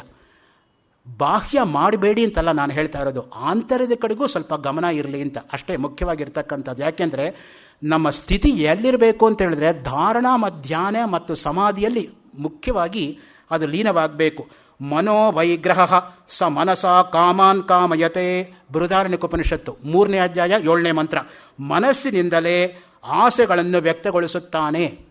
ನೋಡಿ, ದೂರದಲ್ಲಿ ಯಾವುದೋ ಒಂದು ವಸ್ತು ಕಂಡು ಕೂಡಲೇ ನನಗೆ ಬೇಕು ಅಂತ ಮನಸ್ಸಿಗುಂಟಾಗತ್ತೆ. ಅದಕ್ಕೆ ಹೇಳಿದು ಮೈಂಡ್ಸ್ ಐ ಅಂತ ಒಂದು ಗ್ರಂಥ ಇದೆ ಇಂಗ್ಲೀಷಲ್ಲಿ. It's not this I which is seeing that object, but is the mind in the form of the I capital which is seeing that object before you with EYI because you got I capital I. ರಮಣರು ಅದಕ್ಕೆ ಹೇಳೋದು ಐಗೂ ಏನು ವ್ಯತ್ಯಾಸ? Small I ಅಂದ್ರೇನು, I ಅಂದ್ರೇನು? I ಅಂದರೆ self realisation, capital I ಅಂದರೆ ಸೆಲ್ಫು, ಸ್ಮಾಲ್ ಐ ಅಂದರೆ ಈಗೋ ಅಂತ. ಸೊ ಆ ದೃಷ್ಟಿಯಿಂದನೇ ಇರೇಸ್ ಈಗೋ. ರಮಣರು ಅದಕ್ಕೆ ಹೇಳಿ ego should go, otherwise I don't go. Take out that ego. ಸೈಕಾಲಜಿನಲ್ಲಿ ಇಡ್ ಅಂದ್ರೇನು, ಈಗೋ ಅಂದ್ರೇನು, ಸೂಪರ್ ಈಗೋ ಅಂದ್ರೇನು, ಅವರು ಅದರ ಮೇಲೆ ದೊಡ್ಡ ವ್ಯಾಖ್ಯಾನವನ್ನೇ ಮಾಡ್ತಾರೆ. ನಮ್ಮಲ್ಲಿ ಕೆಲವರು ಈಗೋ ಇಲ್ಲ, ಆದರೆ ಸೂಪರ್ ಈಗೋ ತುಂಬಿಕೊಂಡಿದ್ದೀವಿ, ಅದು ಬಂದಿರೋದು ಕಷ್ಟ. ಇಂದ್ರಿಯಾಣ ಮನಶ್ಚಾಸ್ಮಿ, ಗೀತೆಯಲ್ಲಿ ಸ್ಪಷ್ಟವಾಗಿ ಹೇಳ್ತಾನೆ ಕೃಷ್ಣ ಪರಮಾತ್ಮ 10ನೇ ಅಧ್ಯಾಯ 22ನೇ ಶ್ಲೋಕ. ಇಂದ್ರಿಯಗಳಲ್ಲಿ ನಾನೇ ಮನಸ್ಸು. ಮನಃಪ್ರಸಾದ ಸೌಮ್ಯತ್ವಂ ತಪೋ ಮಾನಸ ಉಚ್ಯತೆ, 17ನೇ ಅಧ್ಯಾಯ 16ನೇ ಶ್ಲೋಕ ಭಗವದ್ಗೀತೆ. ಮನಸ್ಸಿನ ಪ್ರಸನ್ನತೆ ಮಾನಸಿಕ ತಪಸ್ಸು. ನೋಡಿ, ತಪಸ್ತ್ರೈವೇದ್ಯ, ದಾನ ತ್ರೈವೇದ್ಯ, ಆಹಾರ ತ್ರೈವೇದ್ಯ ಎಲ್ಲ ಹೇಳ್ತಾ ಬರ್ತಾರೆ. 3 ಅನ್ನೋದು ನಮ್ಮಲ್ಲಿ ತುಂಬ ಶ್ರೇಷ್ಠವಾಗಿರ್ತಕ್ಕಂಥ ಒಂದು ಸಂಖ್ಯೆ. ತ್ರಿಮೂರ್ತಿಗಳಿಂದ ಹಿಡಿದು, ನಾನು ತಮಾಷೆಗೆ ಒಂದು ಪುಸ್ತಕ ಹಿಂದೆ ಬರೆದಿದ್ದೆ ಒಂದು 10 ವರ್ಷದ ಕೆಳಗೆ. 3 ಅನ್ನೋದಕ್ಕೆ ಒಂದು 100 ಕೊಟೇಶನ್ನು, 4 ಅನ್ನೋದಕ್ಕೆ ಒಂದು 100, ಆ ಥರ 1ರಿಂದ 1 to 108. ಬನ್ನಂಜೆಯವರು ಒಂದು ಪುಸ್ತಕ ಬರೆದಿದ್ದಾರೆ, ಅಂಕೆಗಳಿಂದ ಅಧ್ಯಾತ್ಮ ಅಂತ, ಸಂಖ್ಯೆಗಳಿಂದ ಸ್ಫೂರ್ತಿ ಅಂತ. SG ನರಸಿಂಹಯ್ಯನವರು ಒಂದು 50 ವರ್ಷದ ಕೆಳಗೆ ಪುಸ್ತಕ ಬರೆದಿದ್ರು. ಅದೆರಡನ್ನೂ ಇಟ್ಕೊಂಡು ಕಾಪಿ ಹೊಡ್ಕೊಂಡು ಸ್ವಲ್ಪ ನಂದು ಸೇರಿಸ್ಕೊಂಡು ನೋ ಟ್ರೆಡಿಷನ್ ಥ್ರೂ ನಂಬರ್ಸ್ ಅಂತ ಇಂಗ್ಲೀಷ್ ಆಡಿಯನ್ಸ್ ಬೇಕು ಅಂದಾಗ ಇಂಗ್ಲೆಂಡ್ ಉಪನ್ಯಾಸಕ್ಕೋಸ್ಕರ ಬರ್ಕೊಂಡು ಹೋಗಬೇಕಾಯಿತು, ಅವಾಗ ಬರೆದಿದ್ದೆ. ಸೊ ಆ ದೃಷ್ಟಿಯಿಂದ ನಮ್ಮ ಪರಂಪರೆಯನ್ನು ಅಂಕೆಗಳ ಮುಖಾಂತರ ಹಾಗೆ ಬೇರೆಯವ್ರಿಗೆ ತಿಳಿಸ್ಕೊಡೋದಕ್ಕೆ ಅನ್ನೋದಕ್ಕೆ, ನಮ್ಮ ಸಂಸ್ಕಾರ ಎಷ್ಟು ಚೆನ್ನಾಗಿದೆ ಅಂತ ಅವ್ರಿಗೆ ತೋರಿಸ್ಕೊಡೋದಕ್ಕೆ ಅವ್ರ ಭಾಷೆನಲ್ಲಿ ಹೇಳಬೇಕಲ್ಲ. ಆ ದೃಷ್ಟಿಯಿಂದ ಮನಃಪ್ರಸಾದ ಸೌಮ್ಯತ್ವಂ ತಪೋ ಮಾನಸ ಉಚ್ಯತೆ, ಮನಸಾಪಿ ಅಚಿಂತ್ಯ ರಚನಾರೂಪ ಬ್ರಹ್ಮ. ಬ್ರಹ್ಮಸೂತ್ರ ಭಾಷೆಯಲ್ಲಿ 1.1.2 ಮನಸ್ಸಿನ ಊಹೆಗೆ ನಿಲುಕಲಾರದ್ದೇ ಬ್ರಹ್ಮ. ಇನ್ನು ಮನಸಾ ಉಪಗಮ್ಯ ಆಸನಂ ಚಿಂತನಂ ಉಪಾಸನಂ, ಬೃಹದಾರಣ್ಯಕ ಭಾಷ್ಯ 1.3.9 ದೇವತಾ ಸ್ವರೂಪವನ್ನು ಮನಸ್ಸಿಗೆ ತಂದುಕೊಂಡು ಚಿಂತಿಸುವುದೇ ಉಪಾಸನೆ. ವಿಷಯೇಭ್ಯ ಪ್ರತಿಸಂಹೃತ್ಯ ಚೇತನ ಆತ್ಮನಿ ಸಮಾಧಾನಂ ಅಧ್ಯಾತ್ಮ ಯೋಗ, ಕಠೋಪನಿಷತ್ ಭಾಷೆ. ಇಷ್ಟು ನಾನು ರಂಗನಾಥ್ ಶರ್ಮರ ಪುಸ್ತಕದಿಂದ ಓದ್ತಾ ಇದ್ದೀನಿ. ನಿಮಗೆ ಮತ್ತೆ ಮತ್ತೆ ಹೇಳ್ತಾ ಇದ್ದೀನಿ, ನನ್ನ ಮಾತಲ್ಲ. ರಂಗನಾಥ್ ಶರ್ಮರಿಗೆ ಇಷ್ಟು ಮನಸ್ಸು ಅನ್ನೋದಕ್ಕೆ ಕೊಟೇಶನ್ಸ್ ಕೊಟ್ಟಿದ್ದಾರೆ ಒಂದು ಪುಸ್ತಕದಲ್ಲಿ. ಯಾಕೆಂದರೆ ಇವತ್ತು ಅವ್ರು ಇದ್ದಿದ್ರೆ ಅವರೇ ಹೇಳೋರು, ಅವ್ರು ಇಲ್ಲದೆ ಇರೋದ್ರಿಂದ ನಾನಾದರೂ ಓದಿದರೆ ಆದರೂ ಏನೋ ಗುರುಗಳಿಂದ ಕಲ್ತಿರೋ ಪಾಠ ಸ್ವಲ್ಪ ಆದರೂ ತಟ್ಲಿ ಅನ್ನೋ ದೃಷ್ಟಿಯಿಂದ ನಾನು ಹೇಳ್ತಾ ಇದ್ದೇನೆ ಅಷ್ಟೇ, ನನ್ನ ಅಹಂಕಾರದಿಂದ ಅಲ್ಲ. ಮನಸಃ ಅಮನೀಭಾವೇ ದ್ವೈತನ್ನೈವ ಉಪಲಭ್ಯತೆ, ಮಾಂಡುಕ್ಯ ಕಾರಿಕ ಕೋಟ್ ಮಾಡ್ತಾರೆ ಈ ಸಂದರ್ಭದಲ್ಲಿ 3.31 ಆಗಮ ಪ್ರಕರಣ, ವೈತತ್ಯ ಪ್ರಕರಣ, ಅದ್ವೈತ ಪ್ರಕರಣ, ಅಲಾತ ಶಾಂತಿ ಪ್ರಕರಣ ಅಂತ 4 ಪ್ರಕರಣಗಳು ಇರ್ತಕ್ಕಂಥದ್ದು ಮಾಂಡುಕ್ಯ ಕಾರಿಕೆ ಮೇಲೆ. ನೋಡಿ, ಮಾಂಡುಕ್ಯ ಉಪನಿಷತ್ತು ಅತ್ಯಂತ ಚಿಕ್ಕದು. ಮಾಂಡುಕ್ಯಂ ಏಕಮೇವ ಅಲಂ ಮುಮುಕ್ಷೂಣ ಮುಮುಕ್ತಯೇ, ಮುಕ್ತಿಕೋಪನಿಷತ್ತಲ್ಲಿ ಆ ಮಾತು ಬರುತ್ತೆ. ಒಂದು ಮಾಂಡುಕ್ಯ ನೀವು ಸರಿಯಾಗಿ ಅರ್ಥ ಮಾಡ್ಕೊಂಡ್ಬಿಟ್ರೆ ಜೀವನದಲ್ಲಿ ಇನ್ನೇನು ಬೇಕೇ ಆಗಿಲ್ಲ ಅಂತ. ಆ ಇರ್ತಕ್ಕಂಥ 12 ಮಂತ್ರದ ಮೇಲೆ 200 ಕಾರಿಕೆಗಳನ್ನು ಗೌಡಪಾದಾಚಾರ್ಯರು ನೀಡಿದ್ದಾರೆ.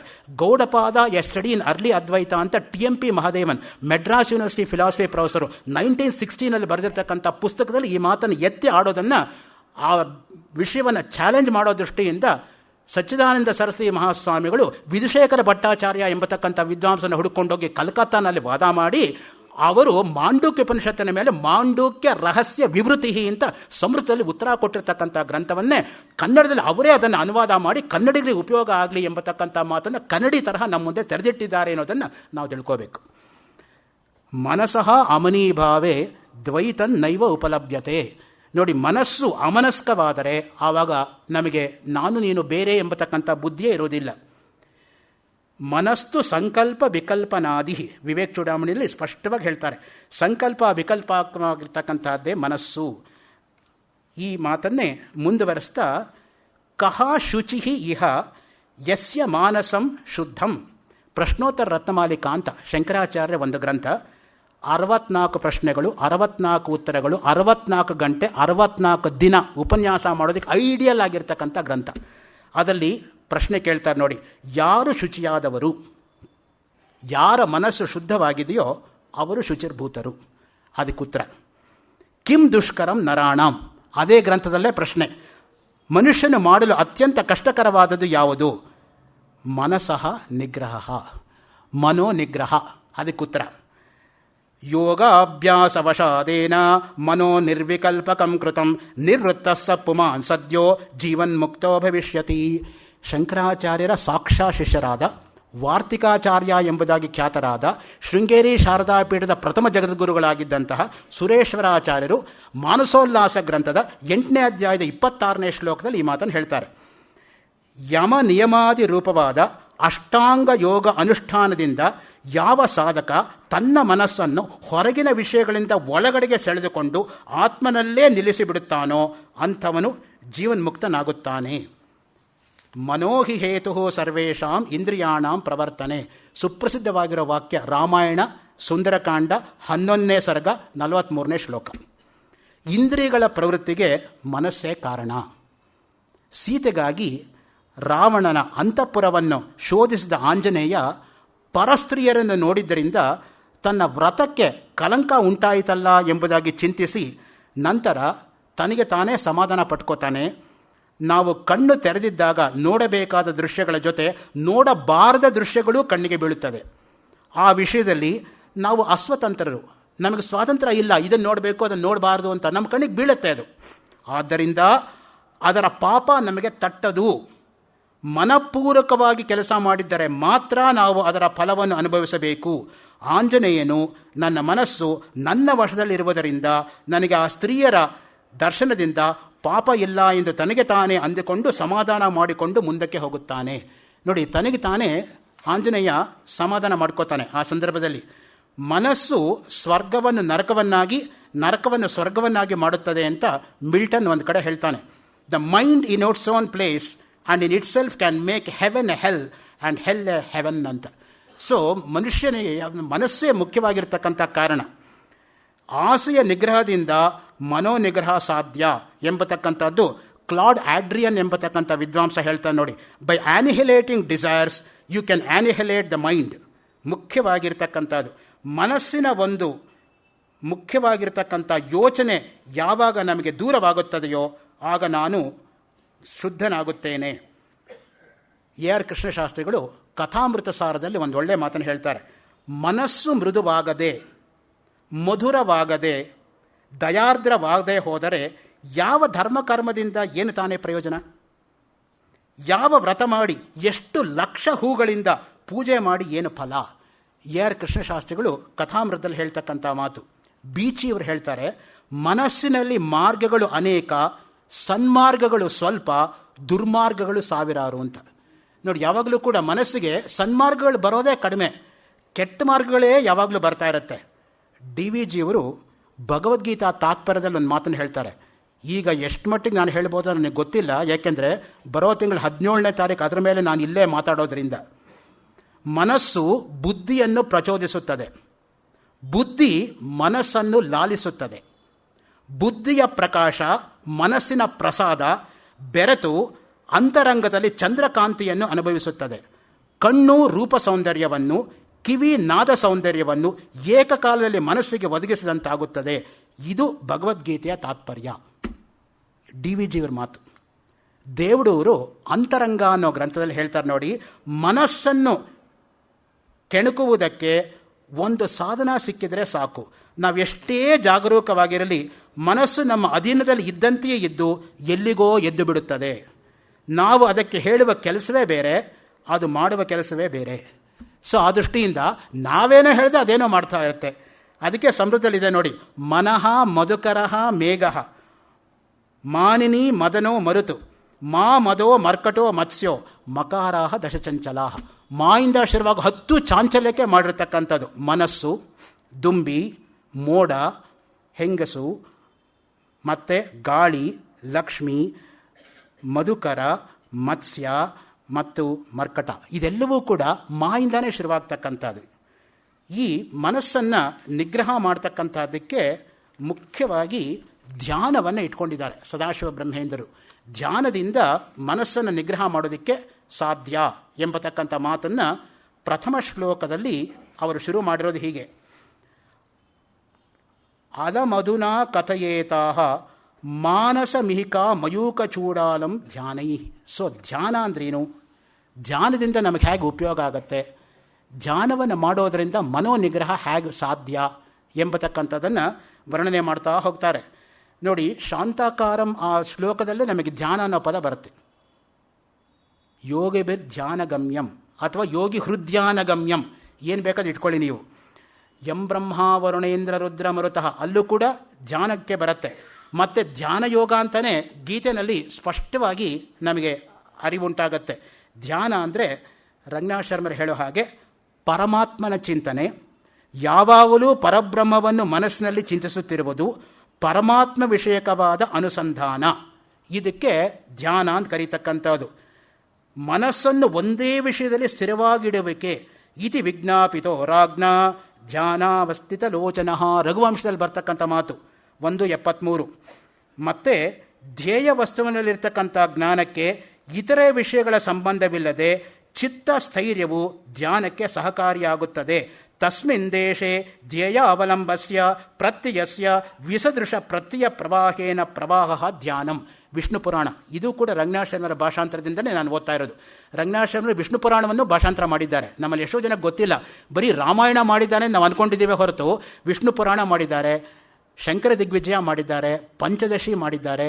ಎಷ್ಟು ಅದ್ಭುತವಾಗಿರ್ತಕ್ಕಂಥ ಗ್ರಂಥಗಳನ್ನೆಲ್ಲ ಕನ್ನಡಕ್ಕೆ ತಂದಿದ್ದಾರೆ ನೋಡಿ.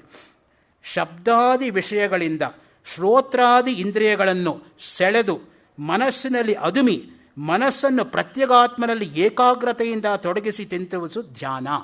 13ನೇ ಅಧ್ಯಾಯ 34ನೇ ಶ್ಲೋಕದಲ್ಲಿ ಭಾಷೆಯಲ್ಲಿ ಬರತಕ್ಕಂಥದ್ದು. ಎಣ್ಣೆಯ ಧಾರೆಯಂತೆ ನಿಬಿಡವೂ ಅವಿಚ್ಛಿನ್ನವೂ ಆದ ಮನೋವೃತ್ತಿ ಧ್ಯಾನ. ನೋಡಿ, ಎಣ್ಣೆಯ ಧಾರೆಯಂತೆ, ತೈಲಧಾರಾವದ್ ಅವಿಚ್ಛಿನ್ನ, ಅದಕ್ಕೆ ಮಾತು ಕೊಡ್ತಕ್ಕಂಥದ್ದು. ಸೋಮವಾರ ಇವತ್ತು ಶಿವನಿಗೆ ಅತ್ಯಂತ ಉಪಯುಕ್ತವಾಗಿರ್ತಕ್ಕಂಥ ಪ್ರಶಸ್ತವಾಗಿರ್ತಕ್ಕಂಥ ದಿನ. ಸೊ ಶಿವನ ಧ್ಯಾನ ಎಂಬತಕ್ಕಂಥದ್ದು ಅತ್ಯಂತ ಶ್ರೇಷ್ಠವಾಗಿರ್ತಕ್ಕಂಥದ್ದು. ಅದರಲ್ಲೂ ಕೂಡ ರುದ್ರ ಪಾರಾಯಣವನ್ನು ಮಾಡಿಕೊಂಡು ಆ ನೀರು ಶಿವಲಿಂಗದ ಮೇಲೆ ತೊಟ್ಟಿಕ್ತಾ ಇರೋವಾಗ ಕರೆಕ್ಟಾಗಿ ಆ ರುದ್ರ ಮುಗಿಯೋಷ್ಟೊತ್ತಿಗೆ ಕೊನೆ ಡ್ರಾಪ್ ಶಿವಲಿಂಗದ ಮೇಲೆ ಬಿದ್ದು ಅದು ಎಂಡಾದರೆ ದಟ್ ಇಸ್ ಪರ್ಫೆಕ್ಟ್ ಟೈಮಿಂಗ್. ಆ ತರಹ ನಾವು ಪ್ಲ್ಯಾನ್ ಔಟ್ ಮಾಡಿದ್ದೇ ಆದರೆ ಆ ಶಿವನಿಗೆ ಸುಪ್ರೀತವಾಗತ್ತೆ ಧ್ಯಾನ. ಶಿವ ಅಂದ್ರೆ ಯಾರು, ಆ ಶಿವನಿಗೆ ಹೇಗೆ ಸುಪ್ರೀತ ಮಾಡೋದು ಅನ್ನೋದು 2ನೇ ದಿನವಾಗಿರ್ತಕ್ಕಂತಹ ನಾಳೆಯ ಉಪನ್ಯಾಸವಾಗಿರೋದರಿಂದ 1ನೇ ದಿನವಾಗಿರ್ತಕ್ಕಂಥ ಇಂದು ಮನಸ್ಸಿನ ಹಿನ್ನೆಲೆಯನ್ನು ಮಾತ್ರ ನಿಮಗೆ ಕೊಟ್ಟಿದ್ದೇನೆ ಹೊರತು ಮನೋ ನಿಗ್ರಹಕ್ಕಿನ್ನ ನಾನು ಹೋಗಿಲ್ಲ. ಮನೋ ನಿಗ್ರಹ ಅಂದರೆ ಏನು, ಅದನ್ನು ಹೇಗೆ ಮಾಡಿಕೊಳ್ಳೋ ಅನ್ನೋದನ್ನು ನಾಳೆ ಮತ್ತು ನಾಳೆದ್ದರ ಉಪನ್ಯಾಸಗಳಲ್ಲಿ ಸದಾಶಿವ ಬ್ರಹ್ಮೇಂದ್ರರು 13 ಶ್ಲೋಕದಲ್ಲಿ ಏನು ವಿಷಯವನ್ನು ಹೇಳಿದ್ದಾರೆ ಅನ್ನೋದನ್ನು ಯಥಾಶಕ್ತಿ ಯಥಾಮತಿ ಯಥಾಕಾಲ ಯಥಾ ಬುದ್ಧಿ ಹಂಚಿಕೊಳ್ಳೋ ಪ್ರಯತ್ನವನ್ನು ಮಾಡ್ತೀನಿ ಅಂತ ಇಟ್ಕೊಂಡು ಇಂದಿನ ಉಪನ್ಯಾಸಕ್ಕೆ ತಾವೆಲ್ಲರೂ ಕೂಡ ಸಕಾಲಕ್ಕೆ ಬಂದಿದ್ದಕ್ಕೆ ತಮಗೆಲ್ಲರಿಗೂ ಕೂಡ ನಾನು ಅಭಿವಂದಿಸಿ 1ನೇ ದಿನದ ಉಪನ್ಯಾಸವನ್ನು ನಿಲ್ಲಿಸ್ಕೋತಾ ಇದ್ದೀನಿ. ಶ್ರೀ ಸದಾಶಿವ ಬ್ರಹ್ಮೇಂದ್ರ ಸಮರ್ಪಣ ಮಸ್ತು.